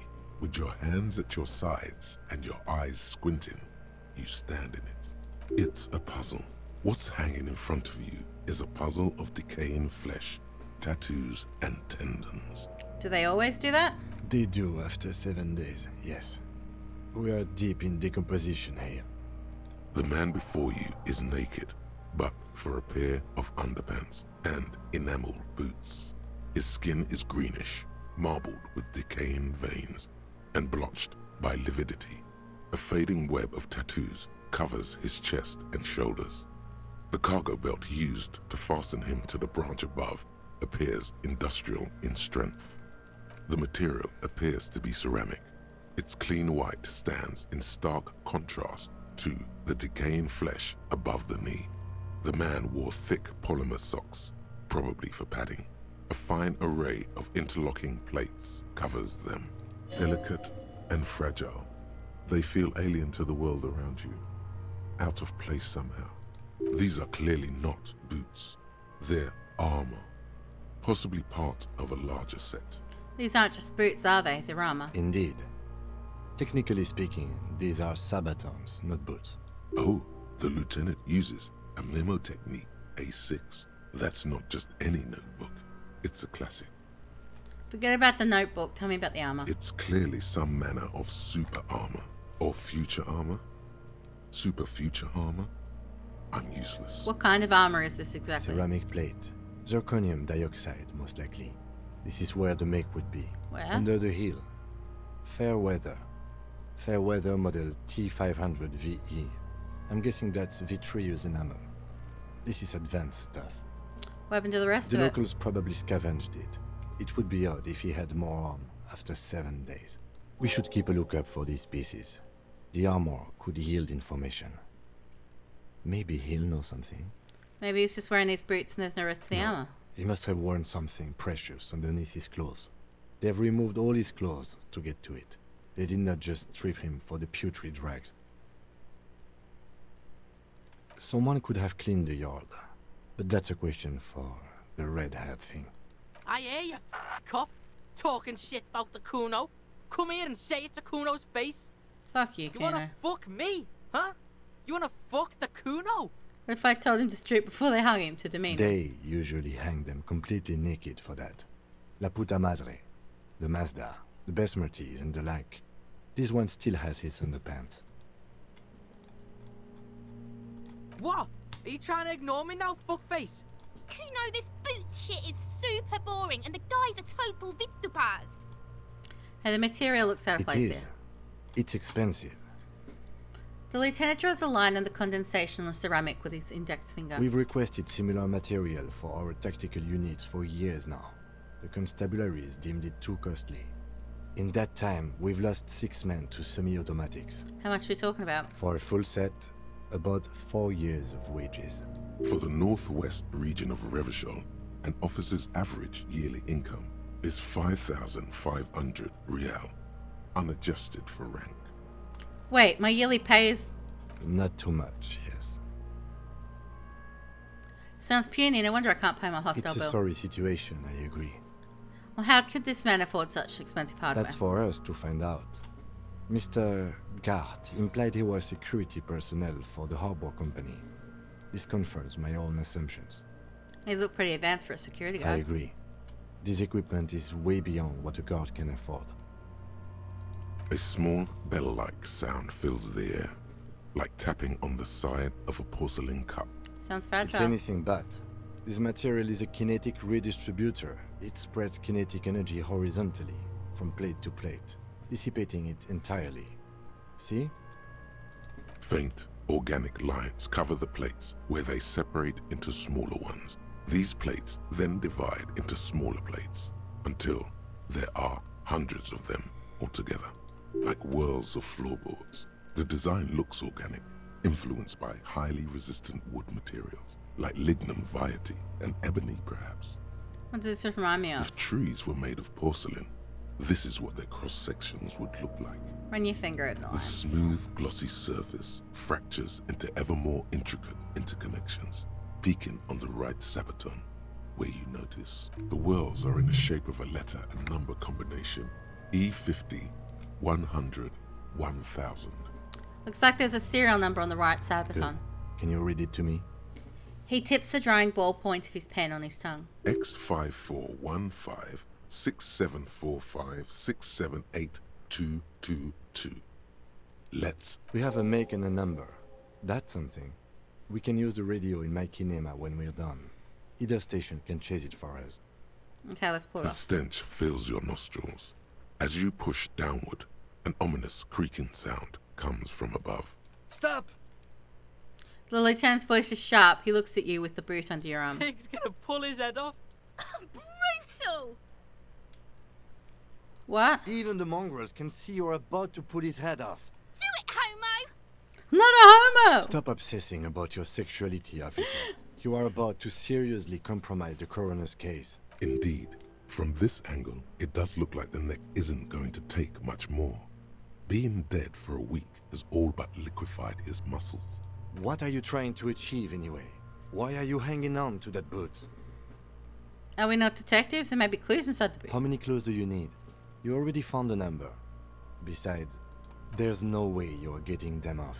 All the organic matter in his body has been flowing down into the boots. They are fused to his feet now.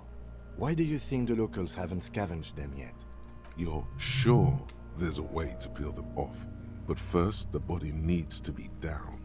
And second, it would probably be better if the lieutenant wasn't around. Sounds like a plan. The anticipation makes you crack your fingers. What's gonna Feels happen? Nice. What? Nice and cracky. Okay, what's gonna happen to the boots then? Processing will take care of them. With the situation in the morgue, it will yield nothing. But we must pick our fights. Should we continue? Okay. The cadaver slowly twists on the cargo belt, his torso covered in tattoos, and extremities blotched pink and blue. Okay, I wanna... Just in case I fuck up. The man before you is naked, but the hangman's knot is pulled tight by the weight of the corpse below. Yellow, hard-edged polyester cuts into his neck. Above, a sliding buckle ties the belt to the branch. This is a steel-reinforced cargo lashing belt, big brother of the regular cargo belt. It's used for tying cargo under 6-rotor airships.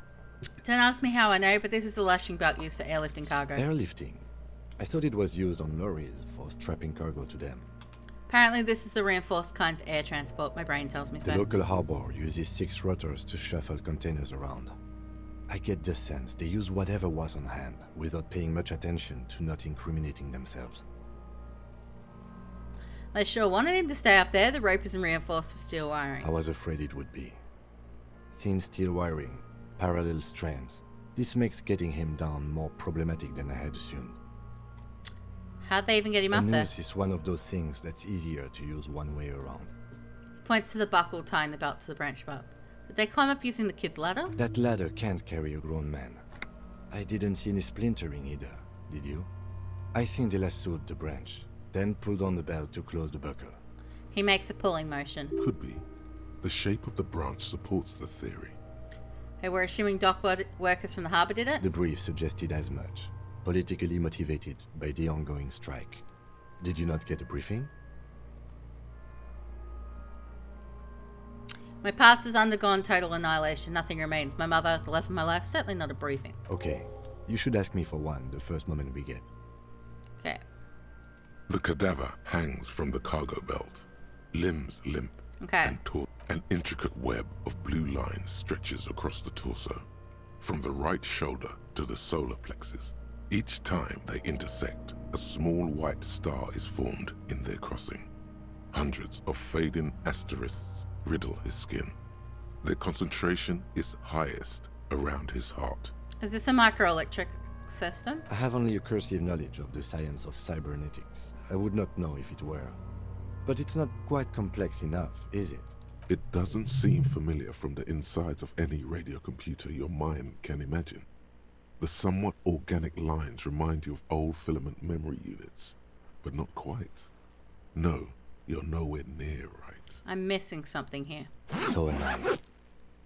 A sudden ringing fills the air as the lieutenant pulls down the zipper of his orange jacket. He wears a wide leather belt around his waist and a gun holster under his arm. He takes a thin piece of milled aluminium from his coat pocket and pulls it open. Sounds like a sword being unsheathed. A small lens appears. Some sort of camera. What's that? A Trigger Sunshine. Mini. Triggered is the world's leading manufacturer of intercommunication devices, primarily projectors. The camera before you looks familiar somehow. Shit, Kuno! What the fuck is that? An instant color camera. He produces 2 metal-capped ampules and clicks them into place on the side of the apparatus. A thin slot shines there. I have only 2 ampoules, so nobody move. I don't want to waste one. He points the camera at the corpse, peering into it. The lens needs adjusting, then... A sound, a shrill flash, followed by the breaking of a small ampoule of glass. You see streams of color pour onto the thick, glossy piece of paper, rolling out. In case we need it.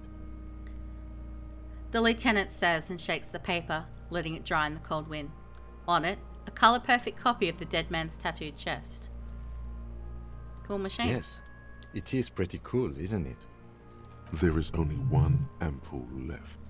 Use it wisely. What do we need this photo It for? contains insight to the victim's person. By his build, I'd say this was a man of physical violence. The story he wanted his body to tell was important to him. It is his letter. To us. Someone should decipher it. We'll need to show it around. Can I have it? I should look at it later without the corpse smell. Sure. Just don't lose it. He hands you the piece of rolled up photo paper. It's no larger than a pack of cigarettes. The glossy-eyed corpse looks by, his mouth mute and his skin as colorful as the chemical rainbow on the photo paper, teeming with opportunistic organisms. You've acquired an interactable item. Investigate this item further by going to the Interact tab in your inventory. Okay.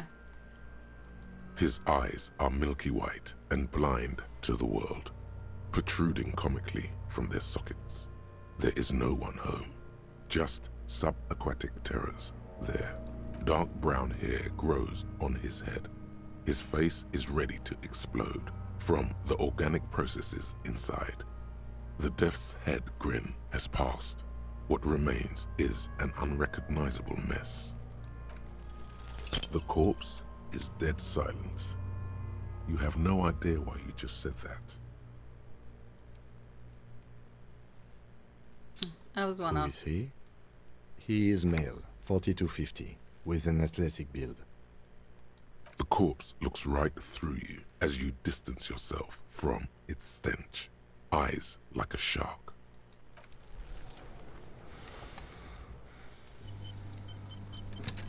The man before you is naked.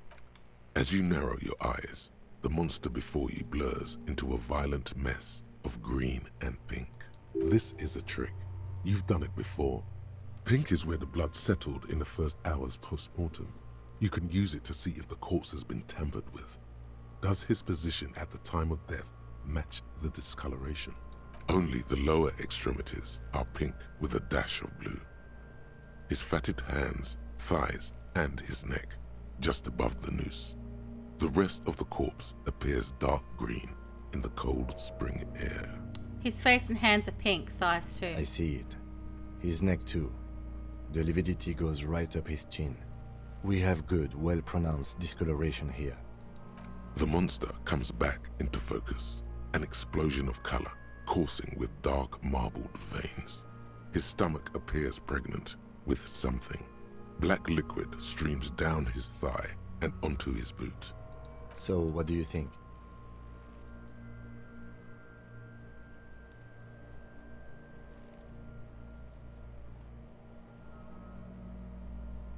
Agreed, especially on the neck. The belt acted like a tourniquet, keeping the blood in his head. The hypostasis supports a hanging. Could it still be he was moved after There's death? always a chance. We should check for ligament marks on his neck to see if they're in tune with the belt. We'll have to get him down first. A pool of blood and feces has eaten into the frozen mud below the man's feet. Purge liquid is dripping into it, drop by drop. The victim appears to have contained no more than half a kilogram of digestion at the time of death. The fuck he's saying? Talking about shit.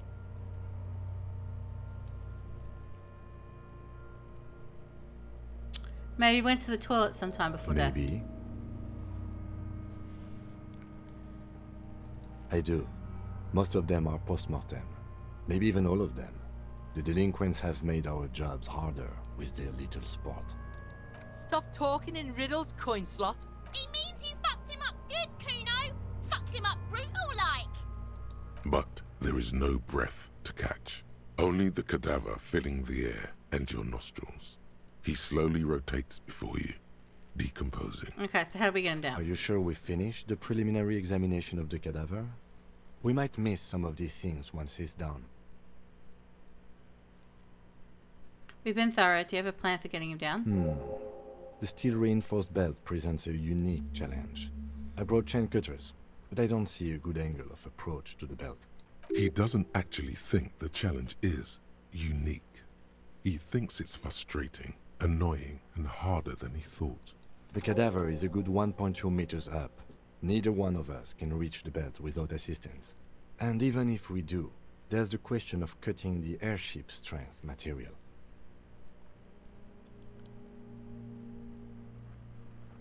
Maybe we can ask for help from the harbour? I was really hoping we wouldn't. The Union appear to be suspect in this case. It seems like a dangerous route to go down. I would really prefer if there was another way. These people might have an agenda. Yeah, wait, let's But reconsider. what other options? The corpse twists on the belt, like chicken on a skewer. Can someone else? You mean like the police? What was that about processing, then? Weren't they supposed to take care of the boots? Why don't they help? Yes, exactly. Cool. Someone already did. You know who came? We did. Because we have made bad life decisions. I know it's hard, but I assure you, the others won't come to help us. And we have a growing sanitary concern here. We need to get him down, fast. We could saw the branch. Climb up there and saw the branch? Yeah, seems There dangerous. has to be a less risky way, with less falling down of trees. Maybe we could shoot him down. Yeah, bang bang time, pig. Shoot his head off. How? With a buckle ties the rope to the branch. That's a good spot to aim. There, the buckle holds the belt together. Where? Ah, yes, I see. If the shot hits that, there might be a chance to release the belt. Yeah, now we're talking. Entertain a Kuno with some shit. They'll miss. The pigs will miss Kuno. Take the shot, Lieutenant. What's the worst that could I blow happen? his head off. Take it. Take the shot. Yeah, take the shot. Kuno wants some of that shit. Silence. With his elbow sharp, the lieutenant unzips his jacket and produces a lightweight firearm. He drops a paper cartridge in the barrel, separates the scouring stick, and gives the cartridge 5 tucks, securing it in place. That's a Kiel A9090 Armistice, mass-produced muzzleloader, ascetic, frugal, one of the most common firearms in the world. He then steps back and assumes the fellow's desk position, taking aim. The corner of his eye twitches. His finger is on the trigger. Shoot that motherfucker down. The kid's voice is drowned in a shrill blast that echoes off the walls of the surrounding tenements. A cloud of smoke slowly parts in the air as the lieutenant steps back and says to himself, God damn it. A lot of things were wrong with that shot. The fellow's test was the wrong choice. His shoulders were raised, but above all, he cannot trust his eyesight. Fucking idiot. Mookabat asshole. Kuno could have hit it easy, but then Kuno's not fucking handicapped, is he? It's okay, man. Kuno's sorry too. Kuno feels sorry for the Beano Cloud. The lieutenant doesn't say a word, just looks at the gun in his hand. Try again, maybe? No, we are lucky as it is. We didn't break anything, and the victim remains uncompromised. He looks around at the windows overlooking the yard. Any more mistakes could put us in an unfortunate position with the locals. We have eyes on us. I didn't do us any favors with that. Okay, what now? I have to say, it's beginning to look unlikely we can get him down without assistance. Okay. You know, you don't feel like too bad of a shot yourself. Can I have the gun? I should try. It's bad as it is. Us shooting firearms like punks. He pauses, then shrugs and proceeds to load the pistol. Go ahead. I'm not stopping you. Just don't lose it. The piece shines in his outstretched hand. They only have one gun. This is the sorriest pair of pigs Kuno's ever seen. Here, take the gun. Take it, you fucking banana pointer. Take it and shoot yourself in the mouth. Hey, let's feel the weight A first. cold piece of bakelite and gunmetal is surprisingly light. Your fingers fit right through the guard, instinctively resting on the trigger. You've held this, an A9 Armistice, before. At some point, it probably used to be your choice of firearm. It still feels comfortable, like you never laid it down. The fuck are you waiting for, Kuno? Tell him to shoot himself in the mouth. The buckle comes into focus in your sights. You stand with your feet planted firmly in the ground and your left hand supporting your gun arm. Why don't you just shoot yourself in your mouth? At least you won't miss. Or what? You gonna fuck me? You wanna fuck me, pig? Is that what this is about? Your field of view narrows. The branch slowly moves, becoming entirely two-dimensional. The metal buckle glimmers, catching the noon light as the corpse slowly rotates. The slow movement of the branch in the wind and your shoulders directing the gun sink up, dancing hypnotically. Look, he's crying. You gonna cry now, fucking faggoty? I kind of want to, but we're going to try that.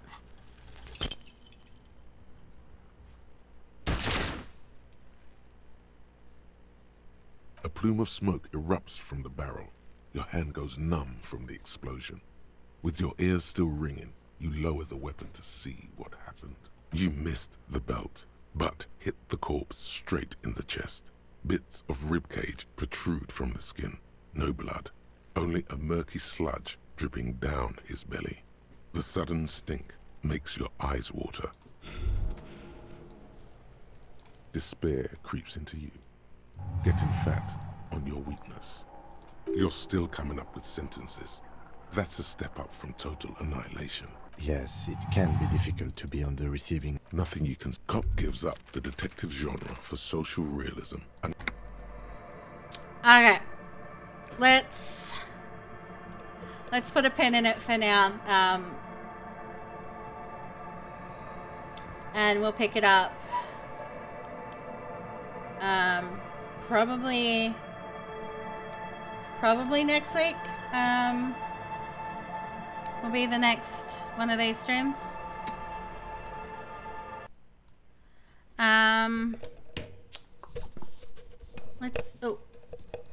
Let's see who we have.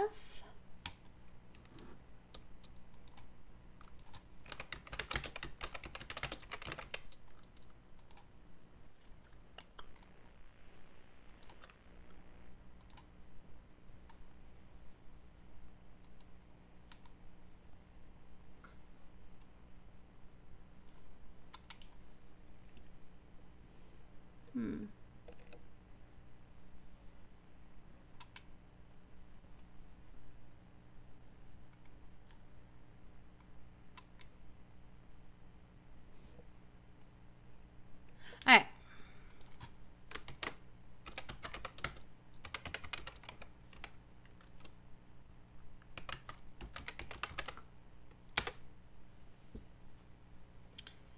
Okay, we're gonna go raid Popcorn to Zombie.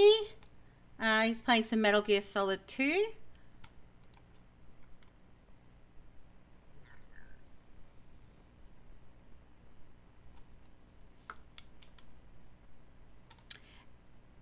If you're sub, there should be 2 options that will appear. If you're not, first one should suffice. Like assuming...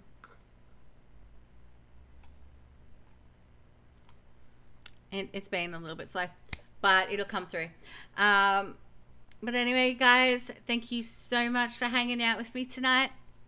Much love to you. Bye.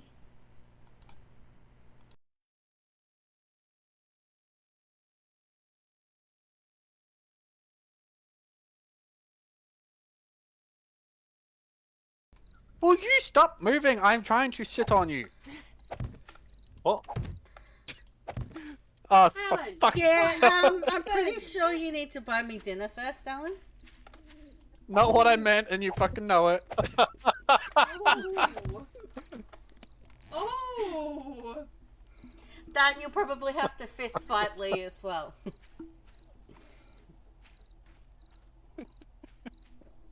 I mean, he'd be more than welcome to come and sit on my lap.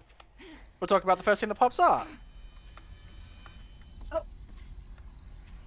Oh. Okay, do I need to fist fight you? Because seems like you're hitting on my man.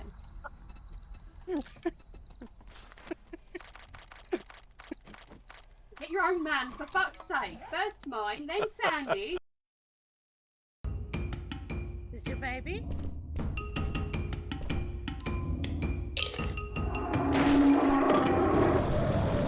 Did I eat your baby?